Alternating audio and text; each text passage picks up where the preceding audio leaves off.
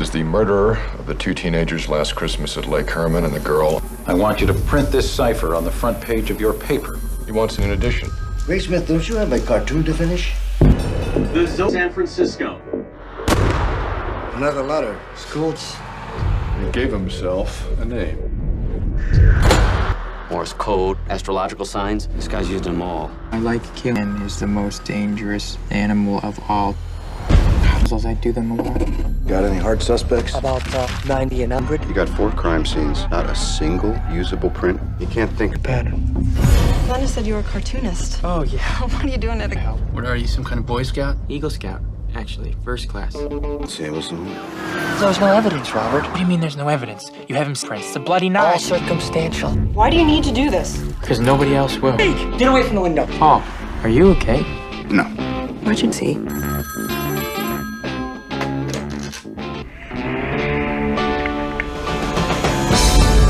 Job. It's not yours. He's still out there, Dave. Killing him, it's in his blood. Jeez. What? Squirrels. I've begun. I can give you a lift to the service station. Helping people in the night? I certainly wouldn't tell you.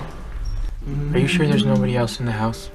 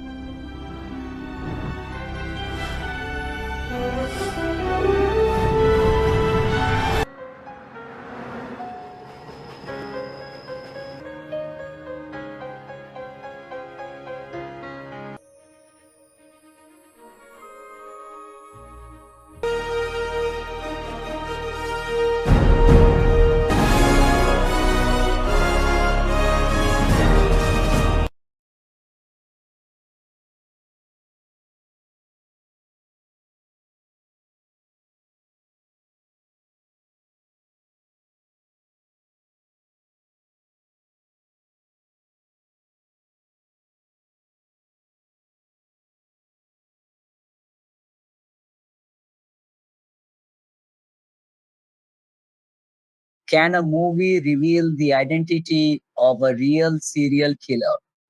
Zodiac 2007 is a chilling true crime masterpiece packed with hidden facts and shocking details.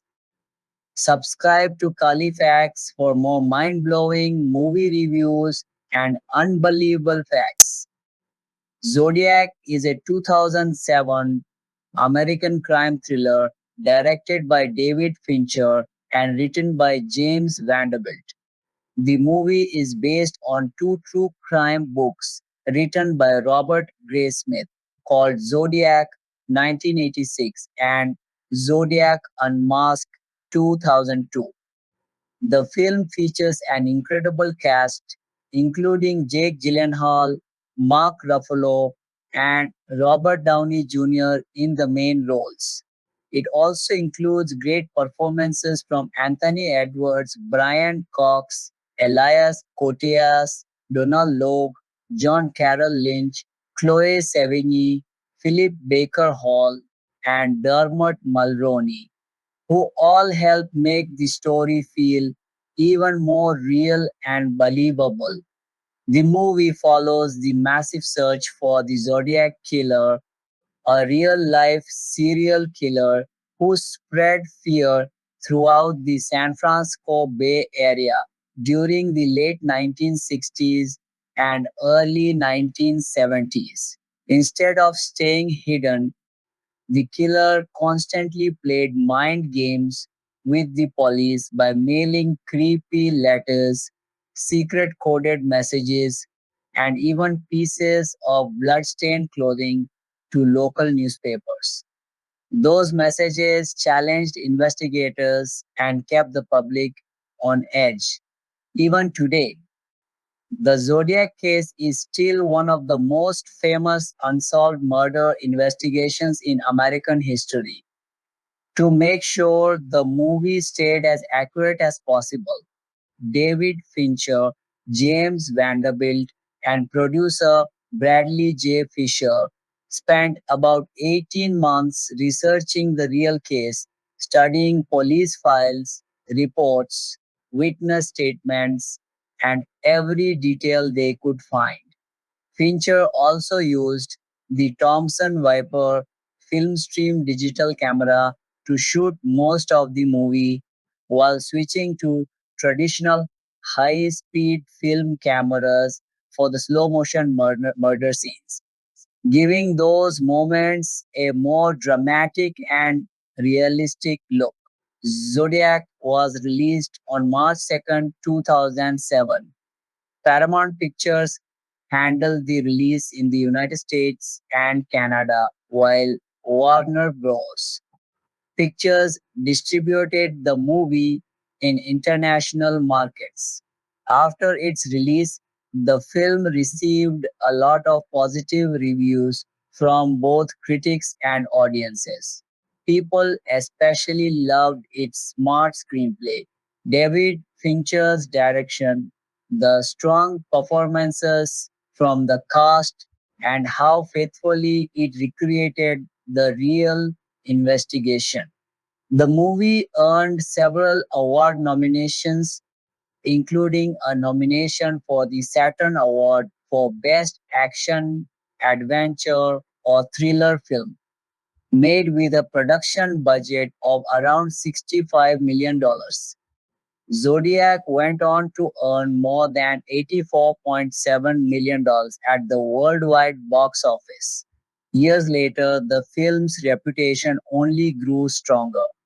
In 2016, a poll of film critics organized by the BBC ranked Zodiac as the 12th greatest movie of the 21st century, showing just how much respect it has earned over time.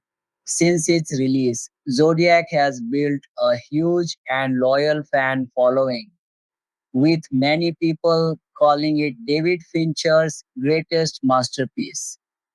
Fans and critics continue to praise almost every part of the movie, from its direction and acting to its sharp writing, beautiful cinematography, detailed production design, and haunting soundtrack. One of the biggest reasons people still talk about the film today is the incredible attention to detail. The movie does an amazing job of showing not only the real life investigation, but also the obsession that slowly took over the lives of the detectives, journalists, and everyone else who became deeply involved in trying to solve the mystery. Instead of feeling like a typical crime thriller, Zodiac captures the frustration, determination, and emotional toll that came with chasing a killer who was never officially caught, making it one of the most realistic and unforgettable true crime films ever made. The movie kicks off on July 4, 1969, showing the Zodiac Killer carrying out his second known attack. At a quiet lover's lane in Vallejo, California, he opens fire on Darlene Fern and Mike Maggio while they're sitting in their car. Mike manages to survive the brutal shooting, but Darlene sadly dies from her injuries. This terrifying crime immediately sets the tone for the rest of the movie and shows just how dangerous and unpredictable the killer really is. About a month later, the San Francisco Chronicle receives a chilling letter from the Zodiac Killer. Paul Avery works there as a crime reporter, while Robert Graysmith is a political cartoonist. Along with the letter, the newspaper receives strange coded messages that the killer sends to mock the police and challenge them to solve his puzzles. Since Graysmith is just the cartoon guy, nobody in the newsroom takes him very seriously at first. Even though he is fascinated by the case, Avery and the editors don't include him in the early discussions. Still, Graysmith can't stop thinking about the mysterious codes. Eventually, he gets the chance to study one of them and he starts figuring out how the killer thinks. When he successfully cracks part of the code and correctly predicts some of the Zodiac's behavior, Avery finally realizes Graysmith might actually be onto something. The two begin spending more time together, often meeting at a bar over drinks, where they discuss the killer's letters and slowly build a working friendship. Not long afterward, the Zodiac strikes again. This time, he attacks Brian Hartnell and Cecilia Shepard while they're relaxing near Lake Berryessa in Napa County. Instead of using a gun, he brutally stabs both victims. Brian survives the attack, but Cecilia later dies from her injuries. Soon after that, the killer claims another victim by shooting Paul Stein, a taxi driver, in San Francisco's Presidio Heights neighborhood. These murders forced several police departments to work together. Detective Dave Toshke and his partner Bill Armstrong lead the San Francisco investigation while coordinating with detectives like Jack Mullanax in Vallejo and Ken Narlo in Napa County.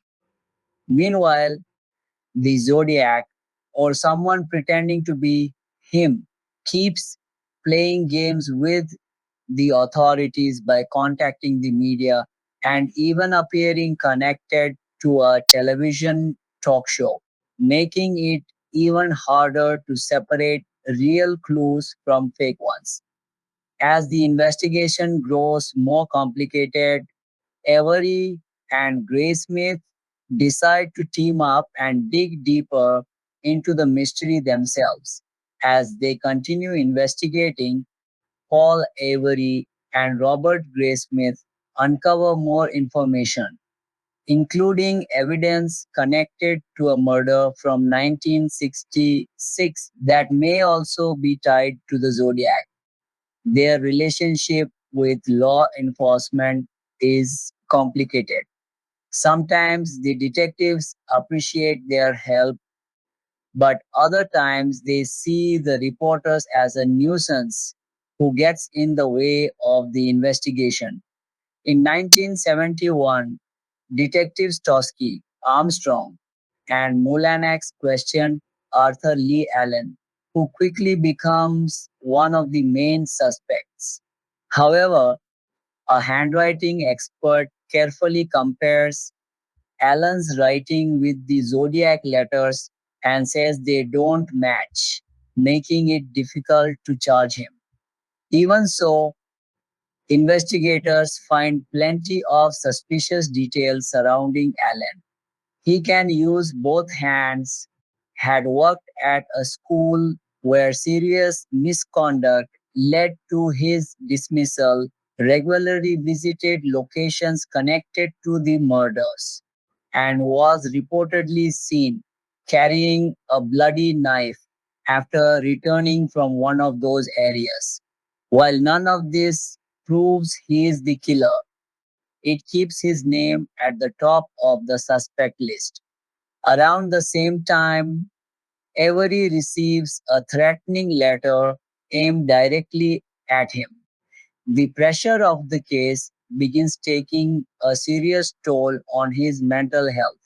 He grows paranoid, starts relying heavily on alcohol and drugs, and eventually damages his relationship with the detectives after sharing information with another police agency without their approval. By 1978, things have changed dramatically. Avery leaves the San Francisco Chronicle. Armstrong steps away from the homicide division and Toski's reputation suffers after accusations that he forged one of the Zodiac letters to keep public interest in the case alive. While everyone else begins moving on, Gray Smith becomes even more obsessed with solving the mystery. He spends years interviewing detectives, witnesses, and anyone else connected to the investigation. His research eventually becomes well known, and the Chronicle even runs a story about his work. Since the main suspect is believed to follow news about the case, Gray Smith also appears on television to discuss the book he's writing. As his obsession grows, strange things begin happening. He starts receiving anonymous phone calls where the caller simply breathes into the phone without saying a word. The calls remind him of similar harassment experienced by one of the victims' families years earlier. His dedication to the investigation slowly consumes his entire life.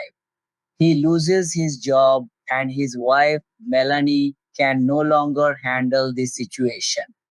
She leaves him and takes their children with her, leaving Gray Smith completely focused on the Zodiac case. Even after all those setbacks, Gray Smith refuses to quit. He keeps reaching out to Detective Toshki, who eventually gains respect for Graysmith's deep knowledge of the investigation.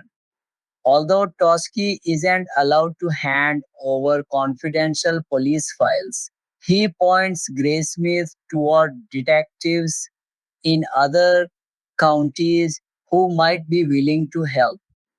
Piece by piece, Graysmith collects more information that once again points toward Arthur Lee Allen. The evidence against Allen seems convincing on the surface, but every time investigators compare fingerprints, handwriting samples, or other physical evidence, it fails to match. One witness also mentions that a murder victim had been followed by a strange man before she was killed.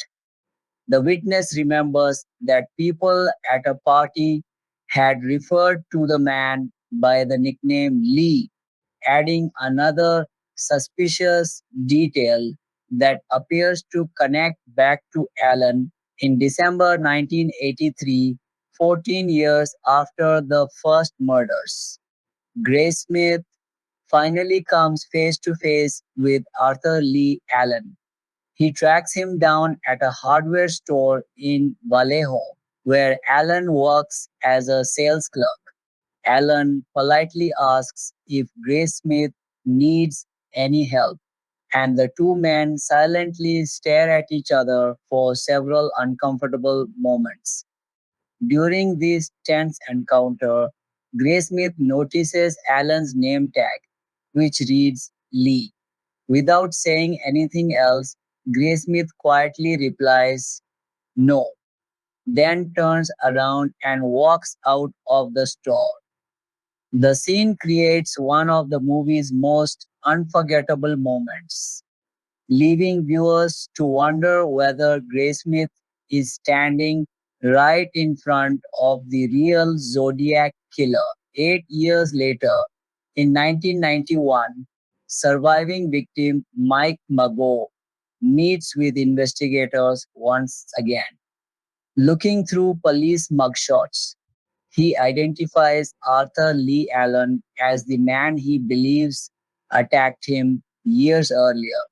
Around the same time, viewers can briefly see copies of Robert Graysmith's book Zodiac displayed on a best-selling bookshelf, showing how widely known the case has become. The movie ends with title cards explaining what happened afterward. Arthur Lee Allen died in 1992, before police could question him further or bring any charges against him. Years later, in 2002, DNA testing was performed on evidence collected from the Zodiac letters, but the results did not match Allen's DNA.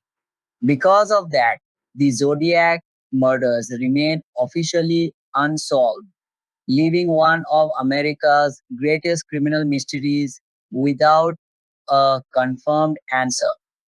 Casting Jake Gyllenhaal as Robert Gray Smith, Jake Gyllenhaal delivered one of the most committed lead performances in David Fincher's Zodiac as Robert Gray Smith, the San Francisco Chronicle political cartoonist who becomes consumed by the decades long hunt for the Zodiac Killer.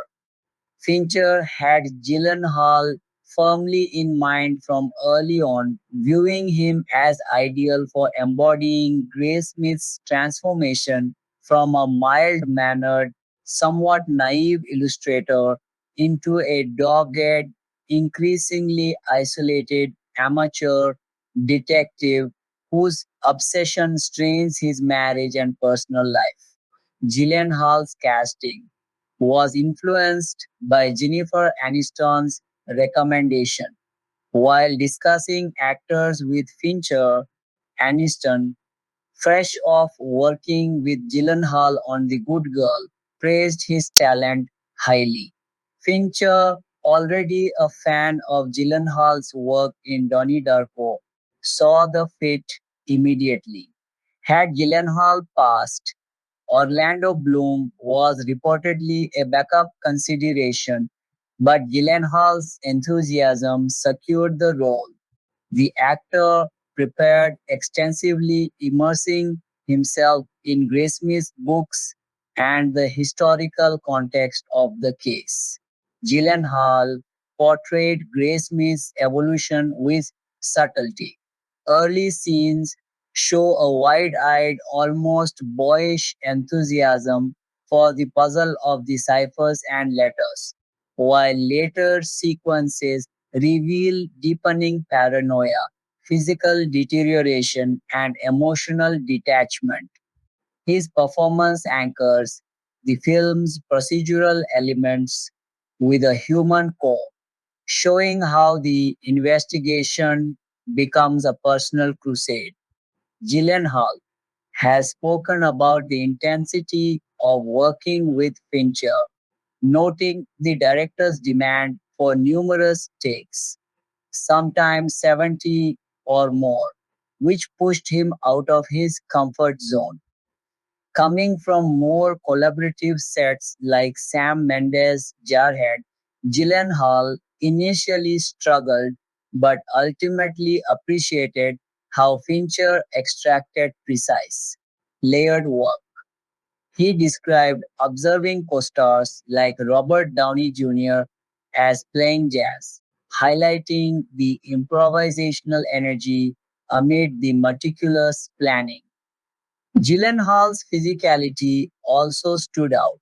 Subtle details like his posture shifting from relaxed to tense mirrored Graysmith's psychological decline.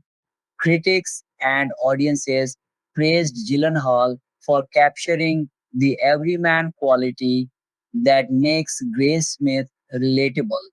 Unlike flashier detective stories, his performance emphasizes quiet persistence, research montages, and late night library dives, making the intellectual obsession feel visceral. The role marked a significant point in Gyllenhaal's career, showcasing his range beyond romantic leads and action oriented parts and contributing to the film's reputation as a masterclass in ensemble acting. Gyllenhaal's chemistry with the rest of the cast, particularly Downey Jr. as Paul Avery, drives much of the film's newspaper office energy. Their banter and contrasting personalities Graysmith's earnestness versus Avery's cynicism highlight themes of journalistic obsession and burnout. In key scenes such as decoding ciphers or confronting suspects, Gyllenhaal's focused intensity elevates the procedural into psychological drama. His preparation included studying real chronicle archives and Graysmith's mannerisms, resulting in a portrayal that feels authentically tied to the source material. Throughout production, Gyllenhaal navigated Fincher's perfectionism, which involved digital shooting, allowing for immediate review and reshooting. This environment forced him to refine micro expressions and timing, contributing to the film's meticulous authenticity. The actor's dedication extended to understanding the broader cultural impact of the Zodiac case on San Francisco in the late 1960s and 1970s, informing his depiction of a man whose curiosity turns pathological. Mark Ruffalo as David Toshki. Mark Ruffalo's portrayal of SFPD Inspector David Toshki stands as one of the film's most grounded and compelling performances, capturing the real detective's professionalism, frustration, and quiet dignity amid a frustrating investigation. Ruffalo, like Gyllenhaal, benefited from Aniston's endorsement. She had worked with him on Rumor Has It and recommended him to Fincher. Despite this, studio negotiations were tough. A Paramount representative reportedly told Ruffalo's team they didn't give a shit about him and to accept the offer or walk, reflecting his mid 2000s status before major breakthroughs. Ruffalo met the real Toschi, who impressed him with perfect recall of case details. He adopted Toschi's mannerisms, distinctive fashion, including the iconic shoulder holster and style that inspired Dirty Harry and Bullet, and measured demeanor. This research grounded his performance in authenticity, showing Toschi's dedication without sensationalism. Fincher initially considered other actors for Toschi, including Sean Penn, ruled out after seeing the assassination of Richard Nixon and Benicio del Toro. Budget constraints and Fincher's vision led to Ruffalo, whose everyman quality fit the role perfectly. Ruffalo endured Fincher's rigorous shooting schedule, describing the experience as entering the director's world fully. He noted Fincher's focus on character and story over visual flair in this project. Ruffalo's Toschi provides the film's moral and procedural center. Scenes of him reviewing evidence, interviewing witnesses, and dealing with bureaucratic hurdles convey quiet competence and growing wariness. His interactions with Anthony Edwards as partner Bill Armstrong highlight a strong professional bond, adding emotional depth. Ruffalo's subtle performance, conveying exhaustion through posture, glances, and restrained anger, contrasts effectively with Gyllenhaal's escalating obsession. The role required balancing historical accuracy with cinematic demands. Ruffalo studied police procedures from the era and Toshki's personal accounts, ensuring details like his handling of the Zodiac letters felt real. His work on the film, though not a massive commercial hit at release, has been re-evaluated as exemplary of understated excellence, influencing his later acclaimed roles. Robert Downey Jr. as Paul Avery. Robert Downey Jr. brought charisma, volatility, and depth to Paul Avery, the hard-drinking, cynical, chronicle crime reporter whose early bravado gives way to fear and decline. Fincher considered Brad Pitt and Daniel Craig for Avery before settling on Downey Jr., who was navigating a career comeback after personal struggles. Downey Jr.'s casting added meta-textual layers, given Avery's arc of substance issues paralleling the actor's own history. Gyllenhaal has recalled Downey driving himself to set while handling insurance challenges, underscoring his determination. On set, Downey's rapid fire ideas and improvisational style amazed co stars. Gyllenhaal compared acting with him to jazz, noting hundreds of choices per scene versus a typical actor's dozens. Downey Jr. captured Avery's swagger in newsroom scenes, chain smoking, bantering with colleagues, and chasing scoops before portraying his paranoia after receiving a Zodiac threat. His chemistry with Gyllenhaal drives much of the film's energy, evolving from mentorship to mutual unraveling. Fincher's multiple take approach pushed Downey to refine his performance, resulting in a nuanced depiction of a journalist whose obsession cost him dearly. The role marked a pivotal point for Downey Jr., showcasing his dramatic range ahead of Iron Man. His embodiment of Avery's decline, physical, emotional, professional, adds tragic weight to the ensemble. Supporting details, like his interactions with editors and police contacts, enrich the film's portrayal of 1970s journalism. Supporting cast highlights Anthony Edwards as William Armstrong. Fincher cast his neighbor Edwards because he embodied the most decent person quality needed for Toschi's partner. Edwards brought quiet reliability and moral steadiness, contrasting the lead's intensity. His casting felt personal and fitting for the role of a supportive investigator, John Carroll Lynch as Arthur Lee Allen. Lynch's chilling, understated performance as the prime suspect, Allen, is masterful. His everyman appearance makes the character's potential menace more disturbing. A notable trivia point: Lynch's voice was selected by a real Zodiac call operator for a recording, adding eerie authenticity. Lynch humanizes Allen while keeping ambiguity intact. Brian Cox as Melvin Belly.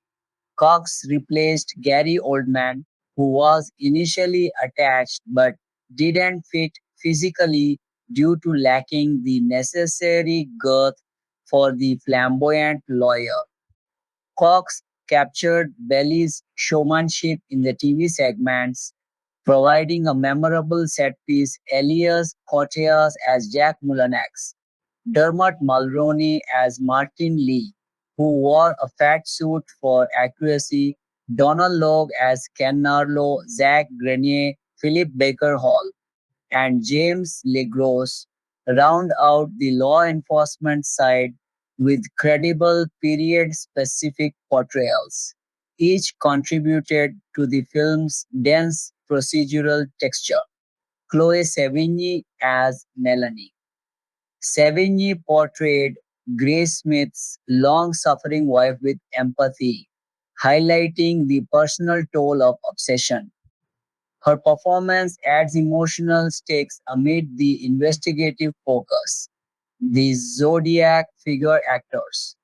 To maintain mystery, Fincher used multiple actors: Richmond Arquette, John Lacey, Bob Stevenson for Zodiac appearances, with Lynch as Alan potentially adding a fourth.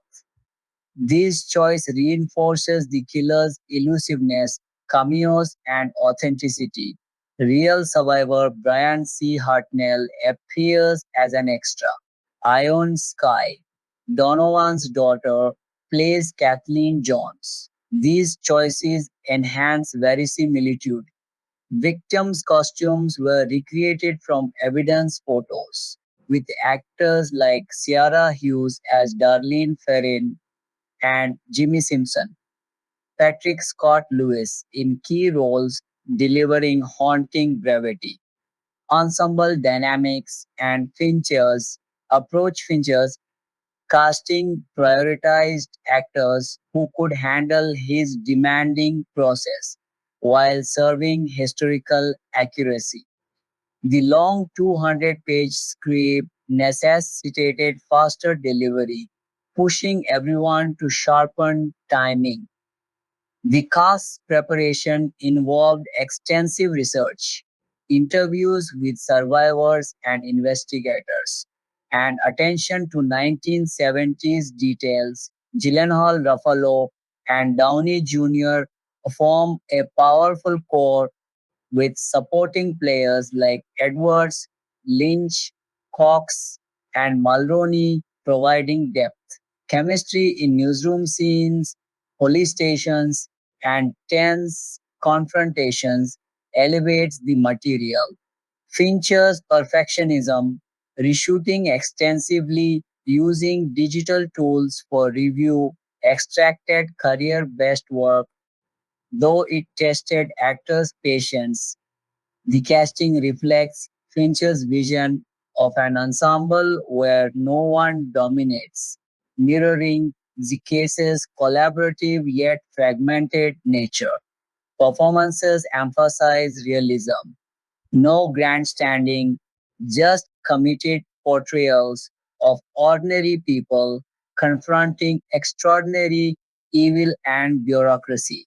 This approach makes Zodiac a landmark in procedural filmmaking. Further details on minor roles, such as June Diane Raphael as Mrs. Toshki, Candy Clark, John Getz, and others, fill out the world with authentic period flavor. Uncredited and background performers, including real figures, where possible, reinforce the documentary like precision. The casting process involved navigating budgets, availability, and creative fits, resulting in a cohesive group that convincingly inhabits the 1960s 1970s Bay Area.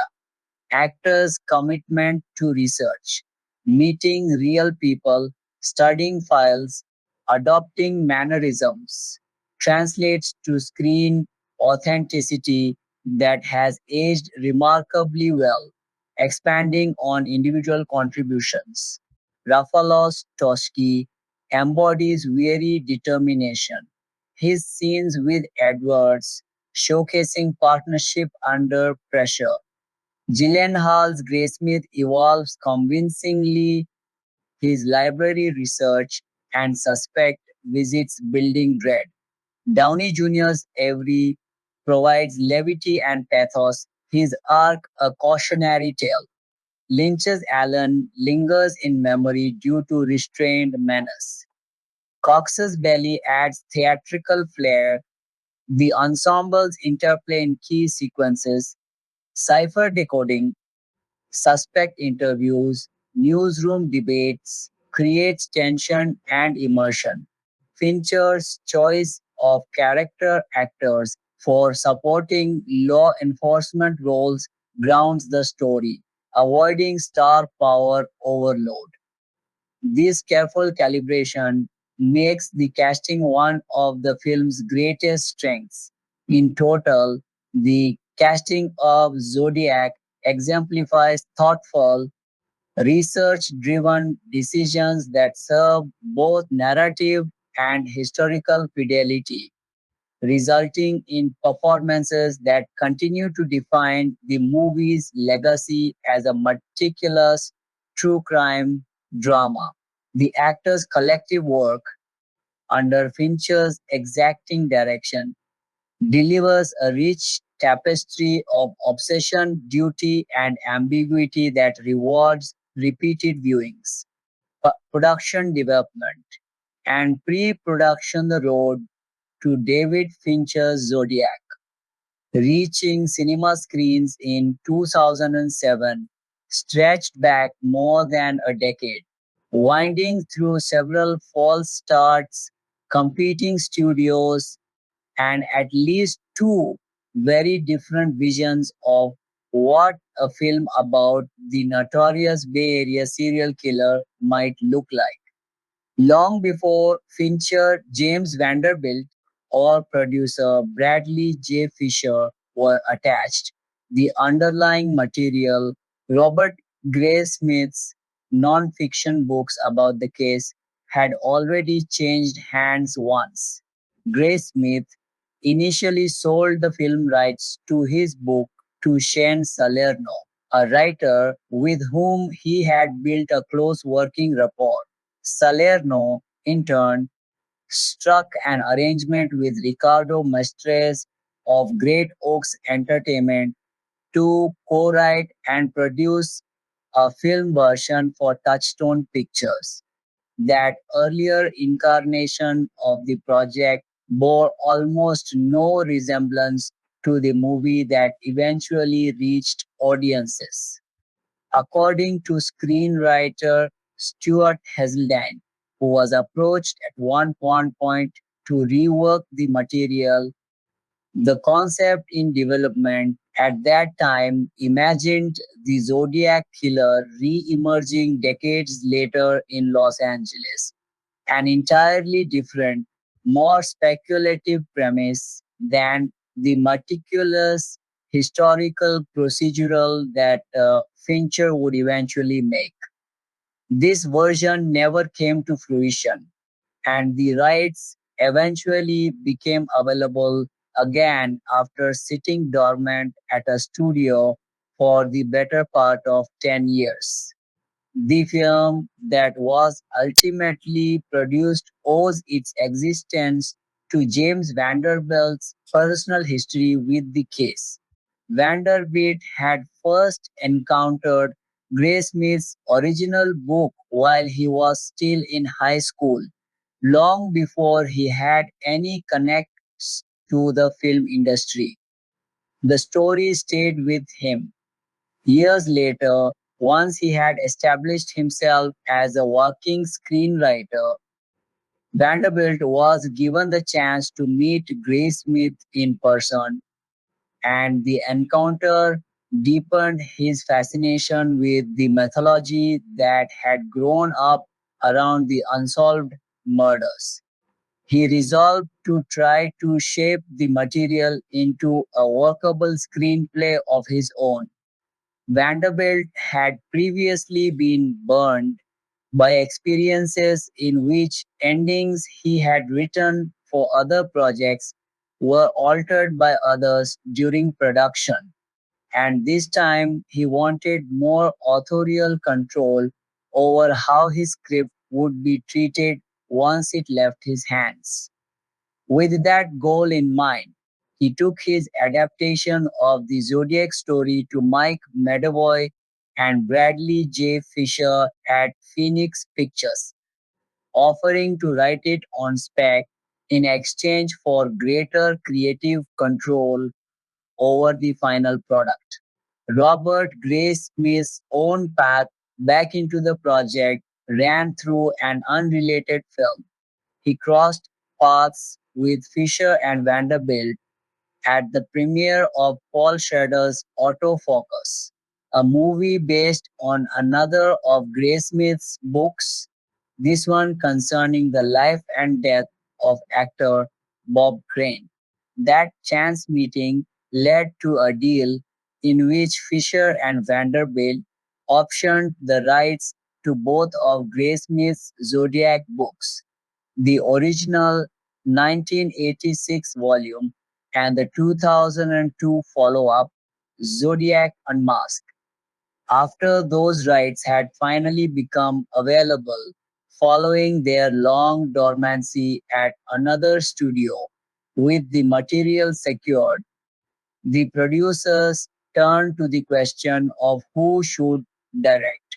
David Fincher was their first choice, largely on the strength of his earlier serial killer thriller Seven.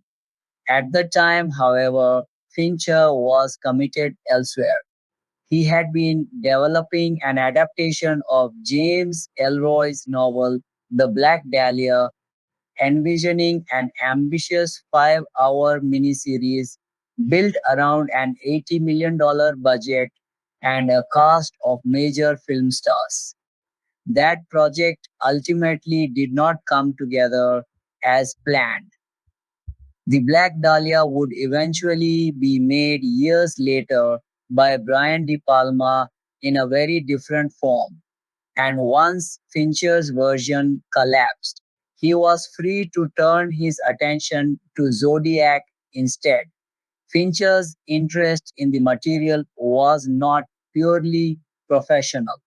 He had spent a substantial part of his own childhood in San Anselmo in Marin County during the exact period when the real Zodiac murders were terrorizing the Bay Area, and he has described the killer as having represented for him as a boy something like the ultimate embodiment of childhood fear, a boogeyman rendered real.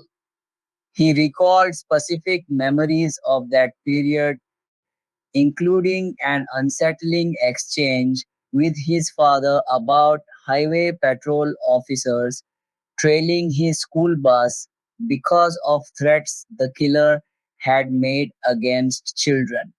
That personal history gave Fincher a stake in the story beyond simple genre interest, and it shaped how seriously he took the responsibility of representing real people and real, still open wounds on screen. Fincher was also drawn to a structural quality in Vanderbilt's screenplay that many other filmmakers might have seen as a liability: its refusal to provide a tidy, conclusive ending. Because the Zodiac case has never been officially solved, an accurate telling of the story could not offer the kind of decisive resolution that mainstream thrillers typically deliver, and Fincher felt that this open endedness was actually true to the nature of real unsolved crimes rather than a narrative weakness to be smoothed over. He saw his job in part as stripping away decades of accumulated myth and rumor surrounding the case, and clearly separating documented fact from speculation and legend. To that end, he pushed Vanderbilt to revise the screenplay using research grounded directly in original police reports rather than second-hand retellings. Fincher had found that the case was surrounded by a great deal of hearsay and unverified speculation, and he wanted to personally interview people who had been directly involved in the investigation to judge for himself whether their recollections held up. Part of his motivation was a sense of ethical obligation. He did not want to make a film that, in effect, posthumously convicted a specific person of the murders without being confident the evidence supported it. To that end, Fincher, Fisher, and Vanderbilt undertook an extended research process that lasted many months and involved interviewing surviving witnesses, relatives of suspects, retired and active investigators, both of the killer's surviving victims, and even the former mayors of San Francisco and Vallejo. Fincher later explained that even when the filmmakers conducted their own interviews, they found that different people's memories of the same events often diverged, sometimes contradicting one another, a natural consequence of the decades that had elapsed and the way memory and personal narrative shift over time. Whenever such discrepancies arose, the production's rule of thumb was to defer to the documented police reports rather than to any individual's recollection, however sincere. As part of this research effort, Fincher and Fisher also brought in Gerald McMenamin, a forensic linguistics expert and professor at California State University, Fresno, to analyze the language of the Zodiac letters themselves. Unlike the handwriting focused document examiners who had worked the case back in the 1970s, McMenamin's approach concentrated on the killer's sentence construction, phrasing, and spelling patterns, a more modern, linguistically driven form of analysis than had been available to the original investigators. Securing financing for a film built around this level of procedural rigor, extensive dialogue, and an unresolved ending proved to be its own challenge. Fincher and Fisher first approached Metro Goldwyn Mayer, but negotiations broke down because the studio insisted on a fixed running time of 2 hours and 15 minutes, a constraint the filmmakers were not willing to accept given the scope of the material. Warner Bros. Pictures and Paramount Pictures ultimately stepped in together, agreeing to split the production costs and showing more flexibility about how long the finished film could run. Even so, studio executives voiced concerns during development about the heavy reliance on dialogue, the scarcity of conventional action sequences, and the fundamentally inconclusive nature of the story's climax. All qualities that ran counter to typical expectations for a big budget thriller. The filmmakers also worked to earn the trust and cooperation of people who had lived through the real events. When Fincher, Fisher, and Vanderbilt met with retired Inspector Dave Toschi, one of the two central detectives portrayed in the film, Fincher assured him that he had no intention of making another Dirty Harry, the loosely Zodiac inspired 1971 thriller that had long irritated Toschi because of its fictionalized vigilante cop take on his real investigation. Toschi came away impressed with how deeply the filmmakers already understood the case, to the point that he felt he was learning things from them. He would go on to watch the finished film multiple times, offering praise for Mark Ruffalo's performance in the role based on him, even as the film's subject matter reopened old professional frustrations tied to a case that had never reached a satisfying conclusion. The two surviving victims of the Zodiac attacks, Mike Mago and Brian Hartnell, also served as consultants during the making of the film, lending the production a direct line to the lived experience of the case's survivors. In shaping the tone and structure of the story, Fincher repeatedly cited Alan J. Pakula's 1976 film All the President's Men as a guiding template.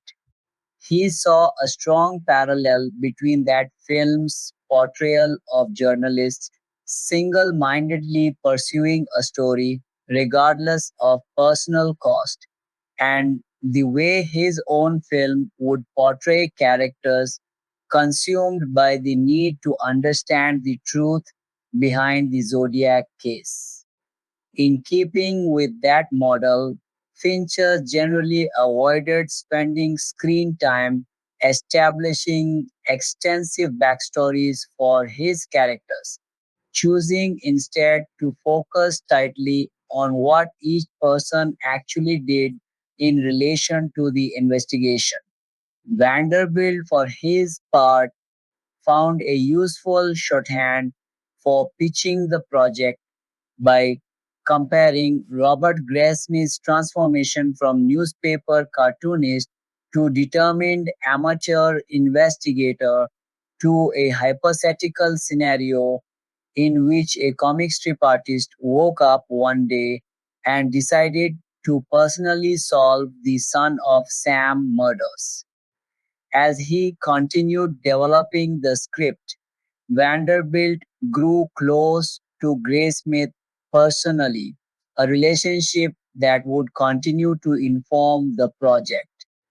The production also secured the cooperation of the Vallejo Police Department, one of the agencies most closely tied to the earliest Zodiac attacks, partly in the hope that a high profile film might prompt someone with previously undisclosed information to finally come forward and help resolve the cold case. Casting decisions for the film emerged out of a mixture of careful deliberation and serendipity. One of Fincher's earliest conversations about who might populate the cast came somewhat unexpectedly from actress Jennifer Aniston, who spoke enthusiastically about two actors she had enjoyed working with in the past: Jake Gyllenhaal, her co-star in The Good Girl, and Mark Ruffalo, who had appeared with her in Rumor Has It. As Fincher continued his own research into the project, he began to seriously consider Gyllenhaal for the central role of Robert Graysmith.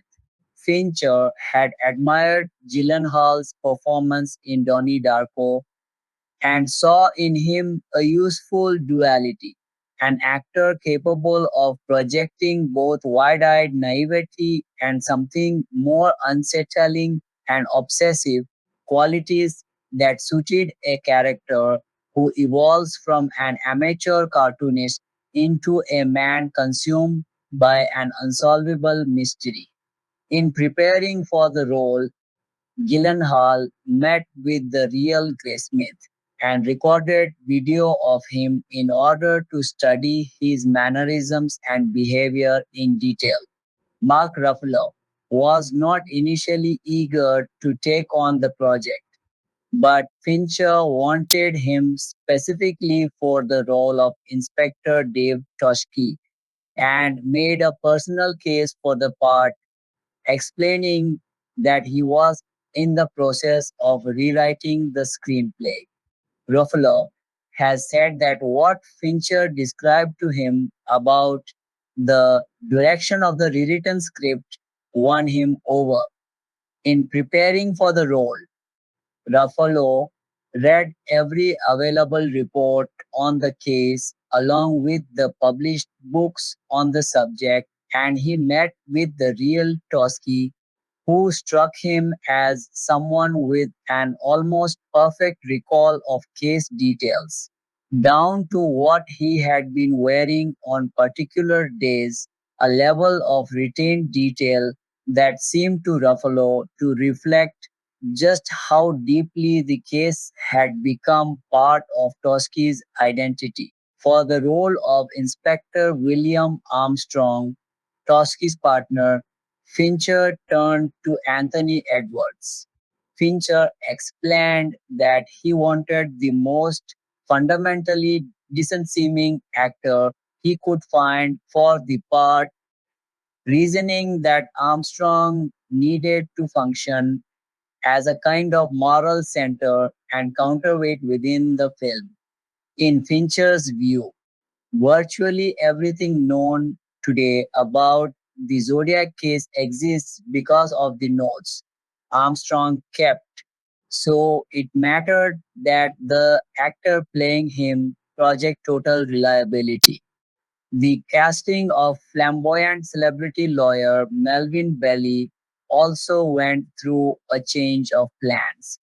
Gary Oldman was originally set to play the part, but according to Graysmith, extensive effort with prosthetic appliances still could not physically transform Oldman into a convincing match for the much larger belly, and the role went to Brian Cox instead. Elsewhere in the cast, Lee Norris played the younger version of shooting survivor Mike Mago as he appeared in 1969, with Jimmy Simpson taking over the role to depict the character years later after time and trauma had reshaped him behind the camera. One of the production's more technically significant decisions concerned the choice of camera system itself. Fincher opted to shoot Zodiac using the digital Thomson Viper Filmstream camera, a system he had already grown comfortable with through earlier commercial work for brands including Nike, Hewlett-Packard, Heineken, and Lexus. That prior experience gave him a level of fluency with the camera's quirks and capabilities that he could bring directly into a large-scale narrative feature. The production did not rely on the digital camera exclusively. However, traditional high-speed film cameras were brought in specifically to capture the film's slow-motion murder sequences, a hybrid approach that combined the practical advantages of digital capture with the specific visual qualities film could deliver for the most intense moments. Filming once the Viper camera's digital files were captured on set, they were converted into the DVC Pro HD 1080i format and edited using Final Cut Pro, a workflow used purely for editorial decision making during the cutting process.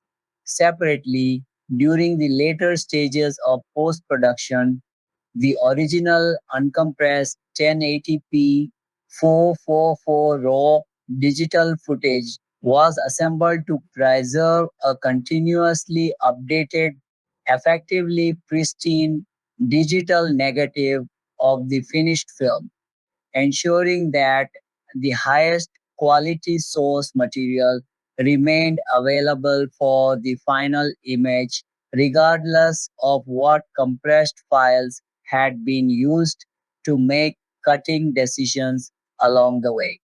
Fincher's choice of cinematographer reflected a long standing professional relationship.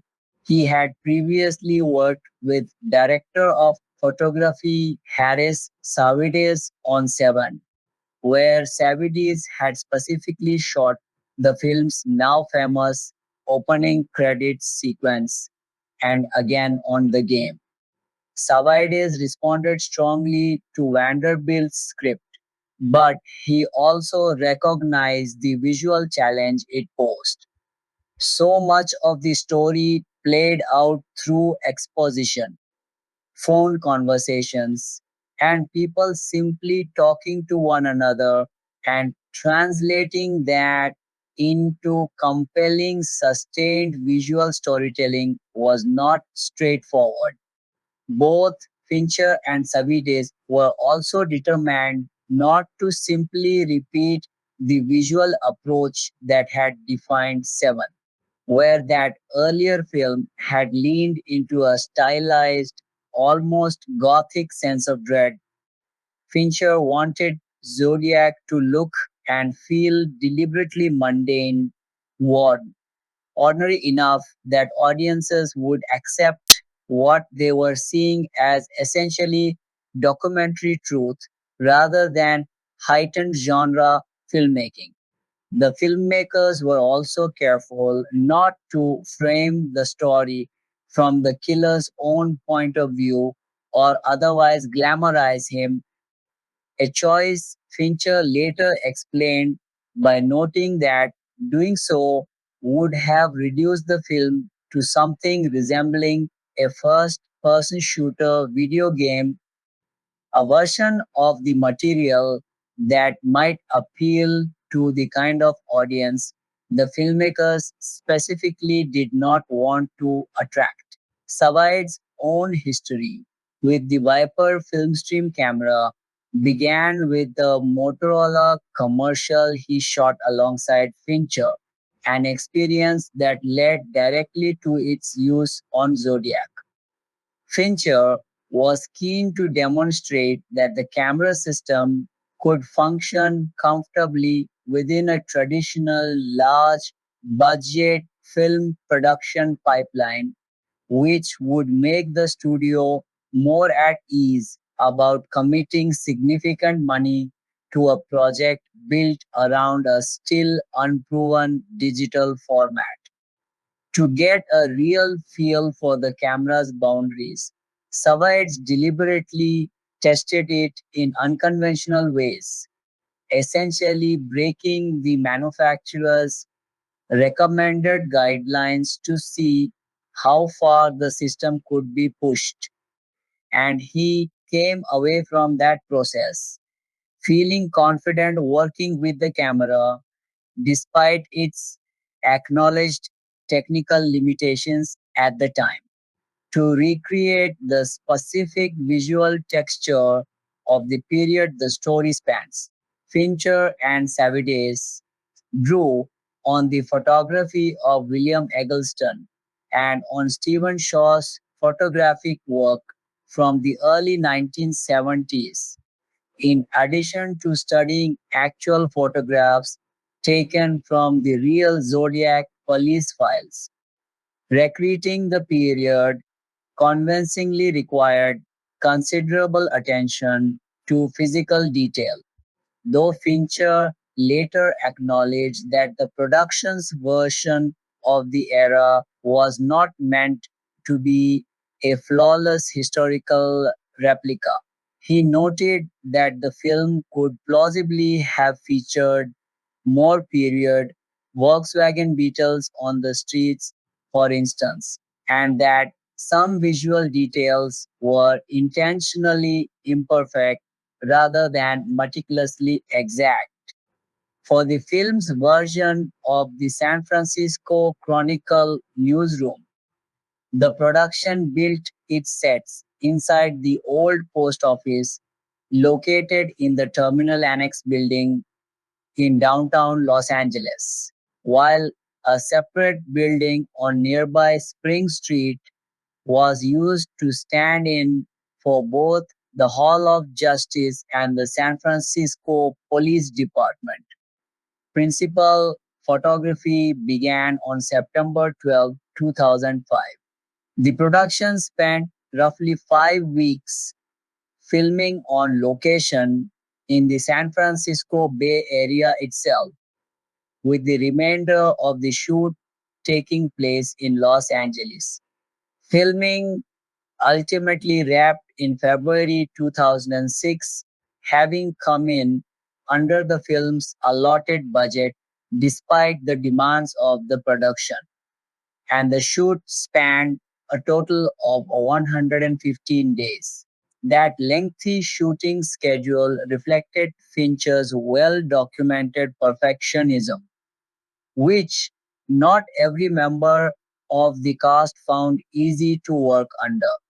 Certain scenes reportedly required as many as 70 takes before Fincher was satisfied. Jake Gyllenhaal later spoke candidly about the toll this method took on him, describing the strange psychological position an actor is put in once a scene has already gone through many takes, yet the director keeps going.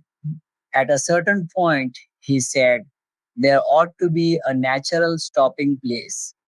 Yet the production would continue reshooting regardless, leaving him uncertain of how to keep bringing something fresh or risky to the material. Robert Downey Jr., who played journalist Paul Avery, offered a more wry take on the experience, joking that despite moments when he wanted to throttle the director, he considered himself unusually well suited to Fincher's methods given his own history of enduring difficult, restrictive circumstances. Fincher, for his part, defended his approach by arguing that if an actor is willing to let a performance develop and arrive organically, they cannot simultaneously resent a director's willingness to keep shooting until that happens.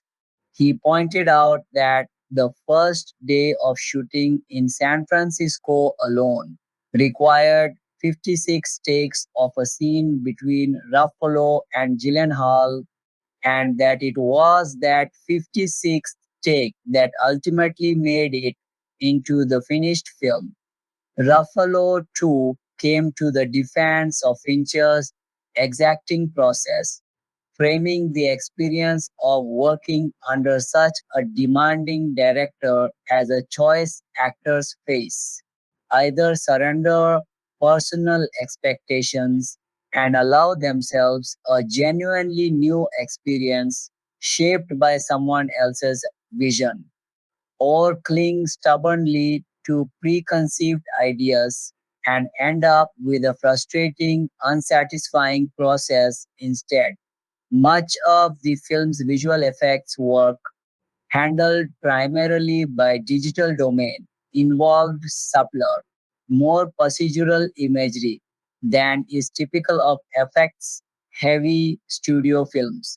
More than 200 effects shots in total, many devoted to details like pools of blood and bloody fingerprints found at crime scenes rather than to spectacle. For the murder of Cecilia Shepard at Lake Berryessa, the visible blood seepage and bloodstains on clothing were added digitally during post production rather than achieved with practical makeup effects. Fincher opted for this approach specifically because using real blood effect materials on set would have required cleaning and resetting costumes after every single take, an impractical burden given how many takes his working method already demanded. As a result, the murder sequences relied on computer generated blood rather than practical effects. Visual effects were also essential to recreating a real San Francisco intersection that no longer resembled its 1969 appearance. The corner of Washington and Cherry Streets, where the real cab driver Paul Stein was murdered, had changed considerably in the intervening decades, and local residents were unwilling to have a recreation of the murder filmed in their present day neighborhood. To work around this, Fincher shot the sequence on a blue screen stage instead. Production designer Donald Burt supplied the visual effects team with detailed period drawings of the intersection as it had looked at the time of the murder, and the crew photographed every possible angle of the real location using a high resolution digital camera. That reference material allowed the effects team to build computer generated geometric models of the surrounding homes, which were then textured to match period accurate building facades.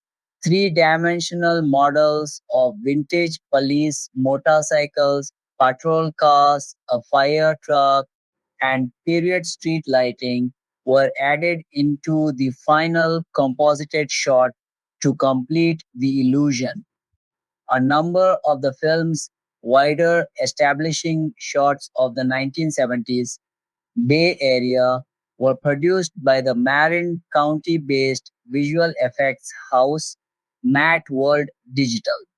These included aerial-style helicopter shots depicting a fireworks-filled sky over Vallejo, views of the San Francisco waterfront, and an overhead shot following a taxicab as it drove through the city, all of which were entirely computer generated rather than filmed practically. A shot looking down at traffic from the tower of the Golden Gate Bridge was created the same way.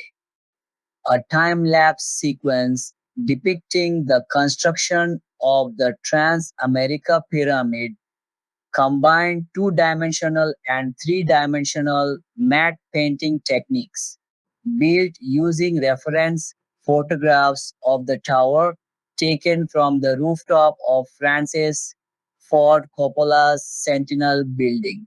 Matt World Digital's visual effects supervisor, Craig Barron, personally researched the historical details of the pyramid's construction to ensure the sequence accuracy. Post-production, an earlier assembly of Zodiac ran considerably longer than the version that eventually reached theaters, clocking in at 3 hours and 8 minutes. That cut had originally been intended for release in time to qualify for Academy Award consideration. But Paramount felt the running time was excessive and asked Fincher to trim the film down. Because Fincher held contractual final cut once he arrived at a length he considered correct, he declined to make any additional reductions beyond that point, bringing the film to its eventual theatrical runtime required cutting, among other things, a roughly 2-minute montage set to a sequence of era appropriate hit songs meant to signal the passage of time, stretching stylistically from Joni Mitchell to Donna Summer. That montage was ultimately replaced with a simple title card reading 4 years later.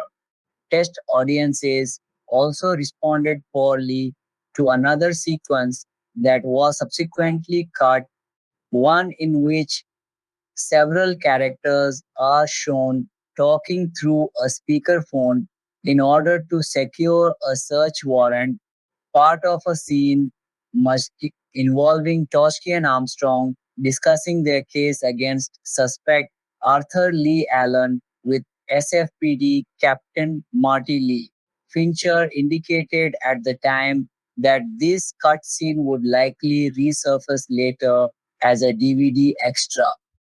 Music Fincher's original conception for the film's soundtrack did not involve a conventional film score at all. Instead, he envisioned roughly 40 musical cues drawn from vintage recordings spanning the nearly 3 decades the Zodiac story covers. Working with music supervisor George Draculius, Fincher sought out period appropriate pop songs that would evoke the specific eras depicted on screen, including a recording of Three Dog Night's cover version of Easy to Be Hard.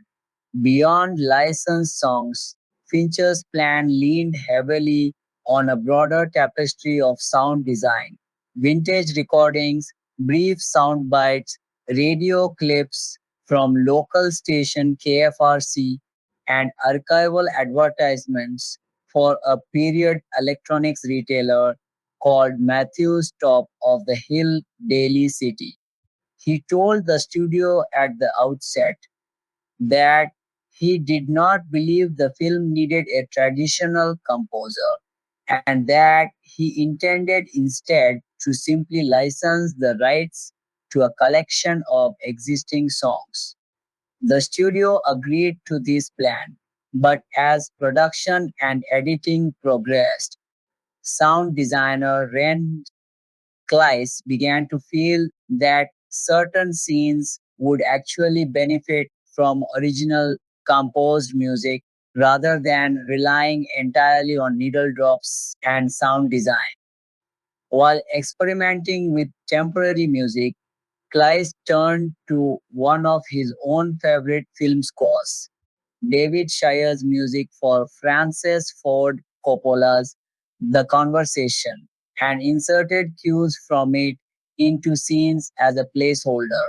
That temporary choice ultimately led directly to Shire's involvement in the finished film. Kleiss reached out to film and sound editor Walter Murch, who had worked on The Conversation, and Murch connected him with Shire himself. Fincher sent Shire a copy of the Zodiac screenplay and flew him to Los Angeles for a meeting about the project. Fincher's initial request was modest and specific. He wanted only 15 to 20 minutes of original score built solely around solo piano. As Shire developed the material, he drew on the textures of Charles Ives' composition, The Unanswered Question, alongside musical ideas connected back to his earlier conversation score.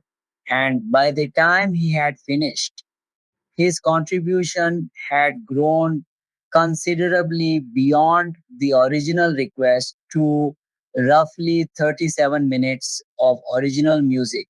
The orchestra assembled to record Shire's score was drawn from musicians associated with the San Francisco Opera and the San Francisco Ballet. Shire described part of his compositional approach by noting the thematic resonance between the 12 tones used in a chromatic musical scale and the 12 astrological signs invoked by the killer's chosen name, explaining that the score employed all 12 tones without repetition while still balancing tonal and atonal passages. Shire also assigned specific instrumental voices to particular characters within the score, using trumpet to represent Inspector Toschi, solo piano to represent Graysmith, and dissonant string writing to evoke the unseen, unresolved presence of the Zodiac Killer himself. Released theatrical, Paramount's marketing campaign for Zodiac took a distinctive low-key approach, rooted directly in the case's real-world history. The studio arranged for original sketches of the actual Zodiac suspect to be posted on light poles in major cities, styled to resemble the kind of composite police sketches that had circulated during the real investigation, accompanied simply by the words announcing the film's March 2 theatrical release. This guerrilla style promotion leaned on the public's existing familiarity with the unsolved case rather than more conventional poster or trailer campaigns. Ahead of its wide theatrical release, Zodiac was selected to screen in competition at the 2007 Cannes Film Festival, where it premiered on May 17, 2007. Following the screening, Fincher and Gyllenhaal took part in a press conference to discuss the film with international media, a mark of the serious critical attention the project was attracting even before its full theatrical run.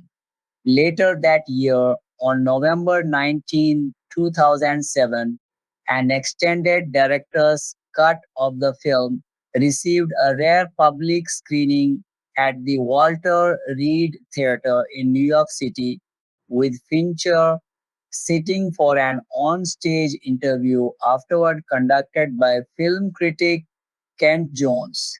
The film's standard theatrical release began on March 2, 2007, distributed by Paramount Pictures in the United States and Canada and by Warner Bros. Pictures in international markets, following a limited release in New York City that had begun a few days earlier on February 28.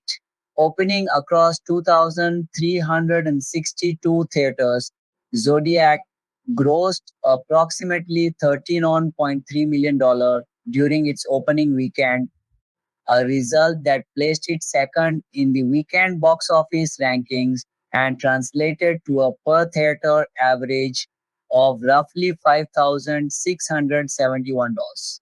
The film was outperformed at the box office that weekend by the ensemble comedy Wild Hogs, and the following weekend saw Zodiac's takings decline by more than 50% as audiences instead flocked to the record-breaking opening of the action epic 300.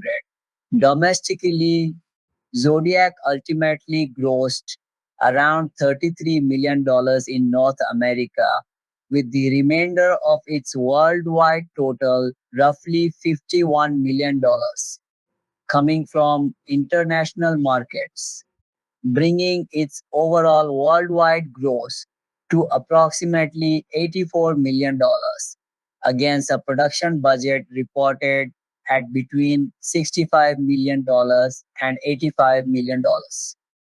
Fincher later addressed the film's comparatively modest North American box office performance in an interview with Sight and Sound magazine. He argued that despite the numbers, there was still a genuine audience for the kind of film he had made, and he suggested that the mismatch between how the film had been marketed and what it actually delivered as a viewing experience had worked against it. In his view, marketing a deliberate, dialogue heavy procedural like Zodiac toward an audience expecting the visceral shocks of something closer to Saw or even his own earlier film. Seven risked provoking exactly the kind of vocal disappointment that can follow audiences out of a theater while simultaneously alienating the very viewers who might have appreciated the film on its own terms but who, based on the marketing, assumed it was simply another slasher-style thriller not worth their time. Home media. Zodiac's standard DVD release arrived on July 24, 2007, offered in both widescreen and full screen editions, presented in anamorphic widescreen video with an English Dolby Digital 5.1 surround sound mix. That initial home video release was relatively sparse in terms of bonus content, containing only a small number of special features. According to producer David Fincher, Fincher agreed to allow this leaner edition to go forward specifically because Pryor needed additional time to properly prepare the more substantial bonus material that would eventually accompany a later release. Despite the modest supplemental content, the DVD performed strongly commercially, with first week rental revenue for the disc reaching $6.7 million. A more comprehensive two-disc director's cut arrived several months later, released on DVD and HD DVD on January 8, 2008, with a corresponding UK release on both Blu-ray and DVD, subsequently announced for September 29, 2008. The first disc of that expanded edition contained not only the longer director's cut of the film itself, but also audio commentary tracks featuring Fincher and Gyllenhaal, a separate commentary featuring Downey, producer Fisher, and writer Vanderbilt, and yet another commentary track featuring novelist James Elroy. The second disc rounded out the set with a theatrical trailer, a documentary titled Zodiac Deciphered, pre-visualization comparisons that placed early planning material for the Blue Rock Springs, Lake Berryessa, and San Francisco murder sequences alongside their finished counterparts, and three additional video featurettes. Visual effects of Zodiac. This is the Zodiac speaking, and his name was Arthur Lee Allen. Several other bonus features that had originally been planned for the set, including television spots and additional featurettes covering the film's digital workflow, its linguistic analysis of the Zodiac letters, a geographic profiling segment built around Dr. Kim Rosmo's analysis of the killer's likely home territory, and a behavioral profiling segment built around FBI Special Agent Sharon Pagaling Hagan's psychological profile of the killer, were ultimately left off the physical disc set, though these additional features were made available separately through the film's official website. Years later, a 4K Ultra HD Blu-ray edition of Zodiac was released on October 29, 2024. That release paired an upscaled 4K resolution presentation of the original theatrical cut with a standard Blu-ray disc containing the director's cut, giving newer home theater audiences access to both versions of the film in improved technical quality. The home video releases also played a role in the film's award season positioning for its Academy Awards campaign. Paramount distributed the director's cut DVD to voting members of the Producers Guild of America, the Writers Guild of America, and the Screen Actors Guild, rather than sending out the theatrical release version. Reportedly, the first time the studio had taken that particular approach for a film's guild consideration screeners. Reception box offices detailed above Zodiac's theatrical run reflected a modest, front-loaded commercial performance rather than a blockbuster trajectory. Its $13.3 million opening weekend placed it in second position behind Wild Hogs, and the sharp attendance drop the film suffered in its second weekend as 300 dominated the marketplace, limited its ability to build sustained momentum in theaters. Even so, the film's eventual worldwide total of roughly $84, 7 million represented a reasonable, if unspectacular, return relative to its estimated production budget of $65 to $85 million, particularly once ancillary revenue streams like DVD rentals and sales, which, as noted, brought in $6, 7 million in rental income within the first week of the standard DVD's release alone, are factored into the film's overall commercial picture. The box office story of Zodiac has often been framed less as a story of financial disappointment and more as a mismatch between audience expectations shaped by marketing and the actual deliberately restrained nature of the film itself. A tension Fincher directly addressed in his own comments to the press at the time. Critical reaction to Zodiac upon its release skewed strongly positive, and that reputation has, if anything, continued to grow in the years since.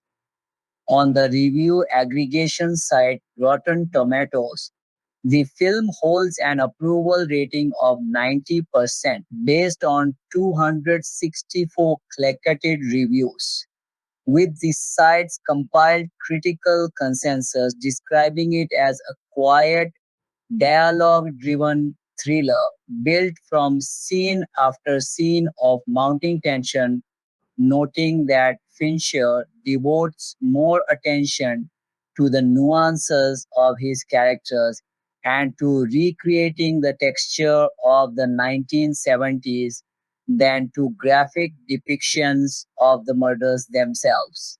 On Metacritic, the film carries a weighted average score of 79 out of 100 based on 40 critics, a figure the site characterizes as indicating generally favorable reviews. Audience response, as measured through CinemaScore polling of opening weekend moviegoers, was comparatively cooler, with the film receiving an average grade of B minus on the service's A plus to F scale, a gap between critical and general audience reception that mirrors the broader tension Fincher himself identified around how the film had been marketed versus what it actually delivered. Individual reviews from the time frequently singled out the film's meticulous procedural rigor and its evocation of period atmosphere. Entertainment Weekly critic Owen Gleiberman awarded the film a full A grade, describing it as a kind of procedural thriller built for the information age, one capable of pulling viewers into an increasingly disorienting sense of narrative momentum. Writing for the Village Voice, Nathan Lee praised the director's straightforward, unpretentious approach and his commitment to laying out the facts of the case with maximum economy and objectivity, arguing that this approach gave the film a kind of stark integrity and suggesting that beyond functioning successfully as crime drama, newspaper drama, and period piece, the film also work powerfully as a broader allegory about life in the information age.